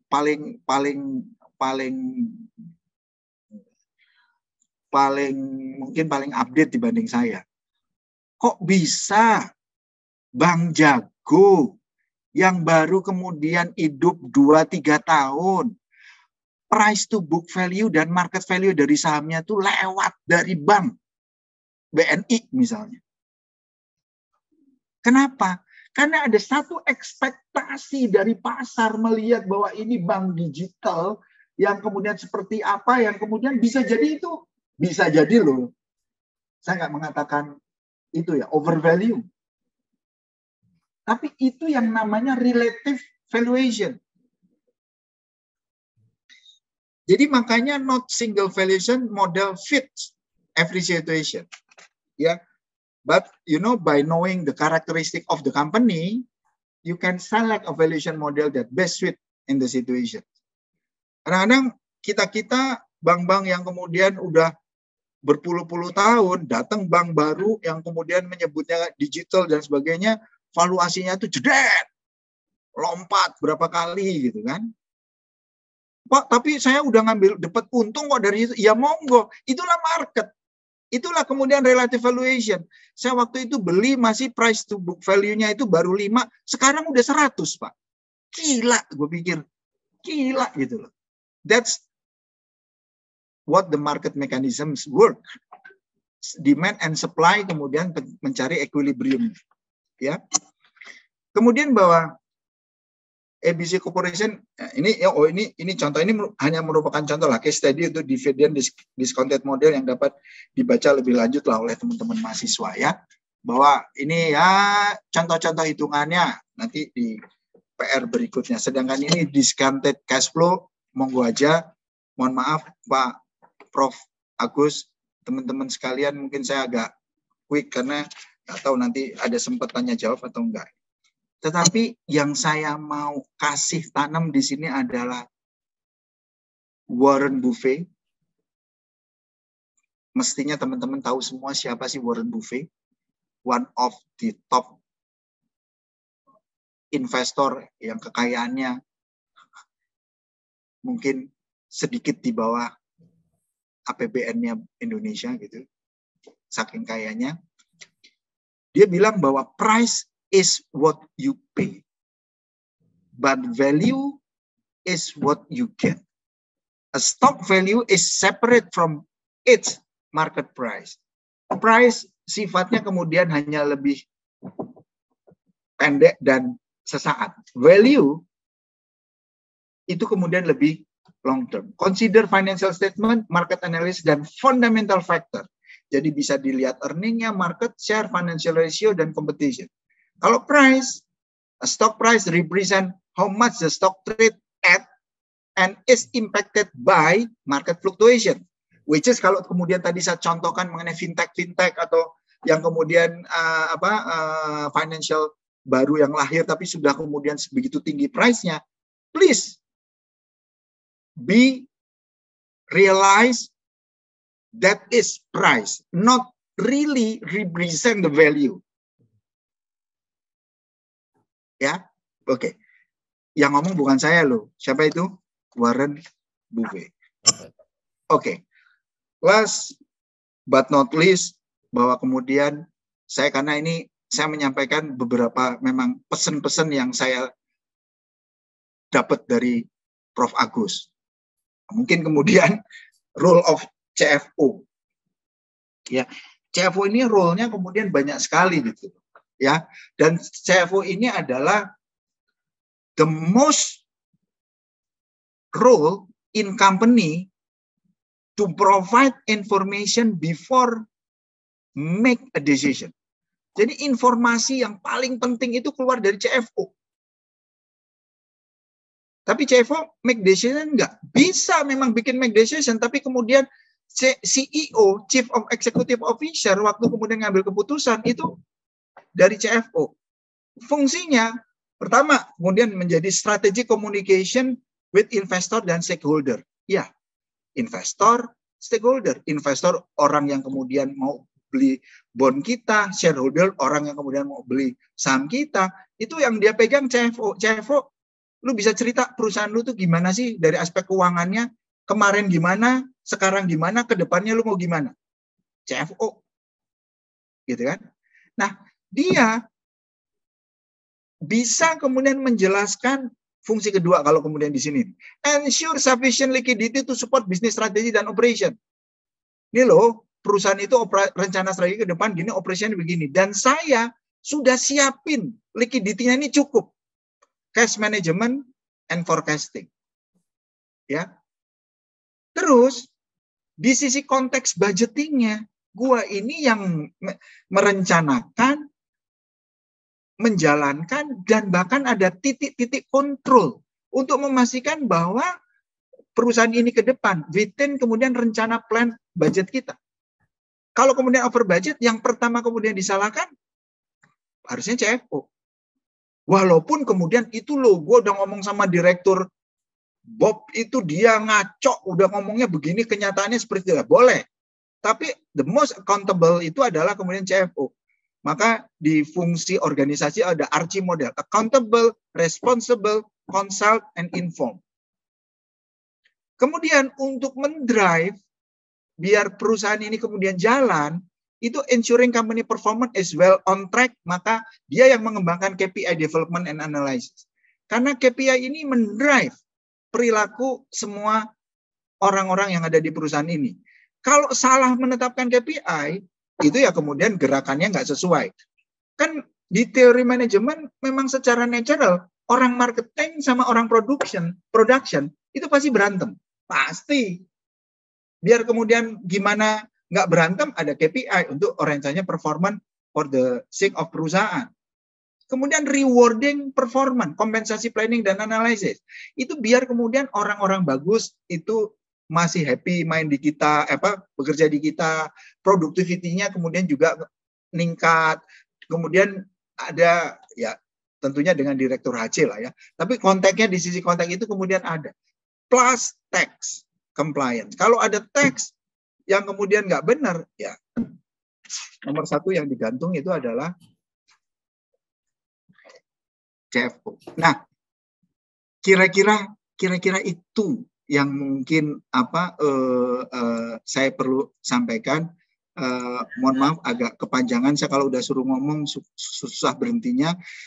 Sebelum saya akhiri Prof. Agus, saya ingin menayangkan satu. Ya, kira-kira itu mungkin sedikit paparan, bukan sedikit, kebanyakan paparan saya 2 jam. Mohon maaf, Prof. Agus, Prof. Ted, dan teman-teman sekalian. Mantap. Mantap. Thank you. Makasih. Luar biasa. Mantap. Luar biasa. Baik, terima kasih kepada Pak Bob atas paparan materinya yang sangat luar biasa. Ini akan menambah ilmu banyak kepada kami tentunya, terutama di dunia praktek, apa yang sudah kami pelajari di kelas, bisa kami bayangkan kira-kira di dunia nyata itu seperti apa. Bagi rekan-rekan mahasiswa yang memiliki pertanyaan, monggo untuk 2 penanya akan saya berikan kesempatan. Yang pertama ini sudah masuk atas nama Bramantio Anandaru. Apakah sudah terdengar? Silahkan bisa dinyalakan mikrofonnya dan bertanya langsung. Tes. Apakah terdengar? Sudah? Oke. Jadi saya jujur masih bingung ini dimension atau belum. Tapi saya pengen tahu bedanya antara managerial director, CFO sama financial management apa ya? Karena ya sebagai managerial director kayaknya Bapak Bob udah kenal banget tentang pelajaran-pelajaran yang mungkin mengarahkan kita untuk jadi financial manager. Apakah dimengerti? Pertanyaanmu udah jelas. Pertanyaannya apa? Pertanyaannya. Bertanya udah jelas ini, Mas. Coba dibuka maskernya. Dicoba maskernya dibuka. Oke, saya masih bingung beda skop pekerjaan antara CFO, managerial director sama financial management. Sama Bapak kan kalau nggak salah managerial director ya. Oke. Sama Jadi- kayaknya itu Bapak ngerti banyak tentang financial management sama skop pekerjaan financial manager ya, sepertinya. Oke. Apakah pertanyaan saya jelas? Ya, saya coba nangkep pertanyaannya Mas Bramantyo dulu nih ya. Oke. Coba saya nangkep ya. Mudah-mudahan saya nggak salah penangkapannya. Bahwa poinnya itu kalau saya itu memang bagian dari managing director, ya. Di susunan Undang-Undang PT perusahaan itu ada yang namanya BOC, Board of Commissioner, ada BOD, Board of Director. Di mana kemudian kalau BOC fungsinya sebagai pengawas, gitu ya. Kalau BOD ini sebagai eksekutif. Nah, BOD itu tersusun, board itu ada dirut. Ini memang yang kemudian nanti sebagai ketuanya atau koordinator. Kalau di bank sebetulnya mau direktur mau dirut itu tanggung jawabnya kemudian sama, setara, punya kesamaan gitu. Ada managing director. Managing director ini adalah direktur yang bertanggung jawab untuk melakukan eksekusi, memanage jalannya perusahaan itu. Jadi mungkin itu yang dimaksud dengan managing director. Ini kok ada managing director. Itu satu ya. Nah, managing director itu tergantung direkturnya tugas dia mana. Ada yang namanya direktur marketing, direktur produksi, operation, ada direktur compliance, human capital, ada direktur keuangan. Nah, ini yang dimaksud dengan managing director. Director atau eksekutif yang memanage, bertanggung jawab karena mengeksekusi jalannya perusahaan. Oke. Nah, untuk yang terkait dengan financial, keuangan, dia sebagai CFO, Chief Financial Officer atau direktur keuangannya. Nah, dia itu dibantu dengan jajarannya, divisi-divisi di bawahnya atau departemen-departemen di bawahnya, di mana salah satunya bisa jadi financial manager. Nah, dia yang kemudian bertanggung jawab di financialnya. Nah, di financial manager ini bertanggung jawab apa? Oke, misalnya bisa aspek budgeting dan investmentnya. Adanya kemudian financial manager yang bertanggung jawab di pelaporannya. Ada yang kemudian financial manager tapi kemudian di area pengelolaan cash flow-nya, liquidity-nya. Nah, ini mungkin para financial manager yang dibagi-bagi karena skopnya kemudian begitu banyak. Tetapi kira-kira seperti itu. Ini mudah-mudahan saya menjawab apa yang dimaksud oleh pertanyaannya Bramantyo. Gitu ya, Bram? Oke, terjawab Pak. Terima kasih banyak ya. Ya, oke. Baik, terima kasih Pak Bob dan juga penanya atas nama Bramantyo. Yang kedua, silahkan saya berikan kesempatan kepada Rizky Zafir Hafian. Iya, Bu. Baik, terima kasih Bu Desti untuk kesempatannya. Mohon izin dosen-dosen, Bapak dosen dan Ibu dosen yang lainnya. Saya izin bertanya kepada Pak Bob. Tadi kan dijelaskan bahwa kita perlu mengkombinasikan metode pengambilan keputusannya ya Pak. Nah, adakah dari beberapa metode tersebut yang tidak boleh atau tidak bisa dikombinasikan seperti itu Pak?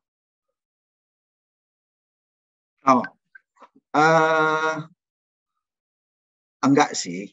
Saya bisa mengatakan bahwa kombinasi itu enggak sih. Sebenarnya kombinasi itu untuk kemudian saling melengkapi sebelum sampai kemudian pada final decision.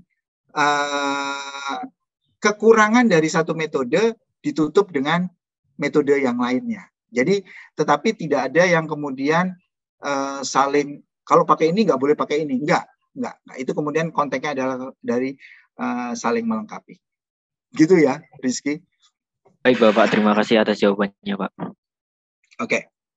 Baik, terima kasih Pak Bob dan juga penanya atas nama Rizky.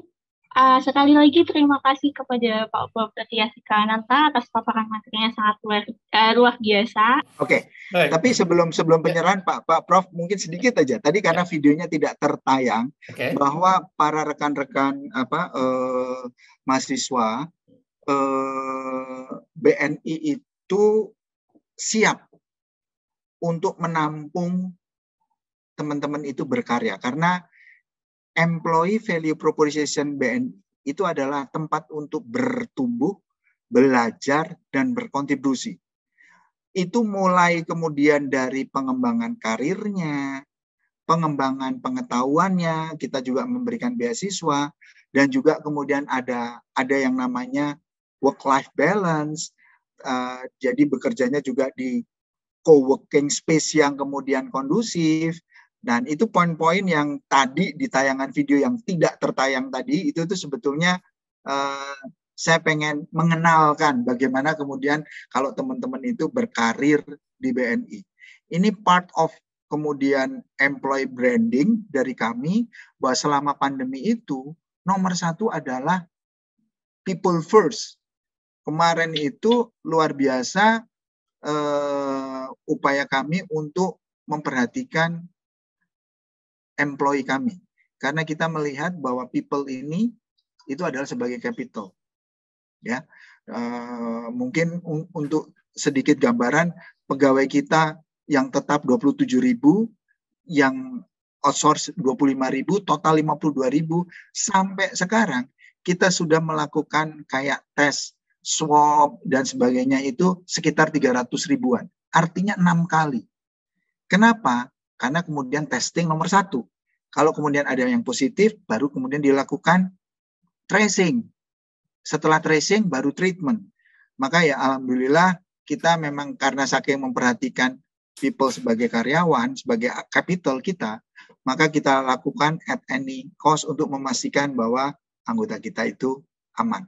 Tapi on top of itu, buat teman-teman yang masih muda berkarir ke depan, rasanya BNI one of choice untuk kemudian dikonsider. Tetapi harus memang rekan-rekan atau teman-teman yang berbakat, bersemangat, mau terus belajar, terus berkontribusi, dan kemudian bertumbuh untuk lebih baik lagi di masa depannya. Thank you. Itu kira-kira Prof. Agus untuk penutup kami. Thank you.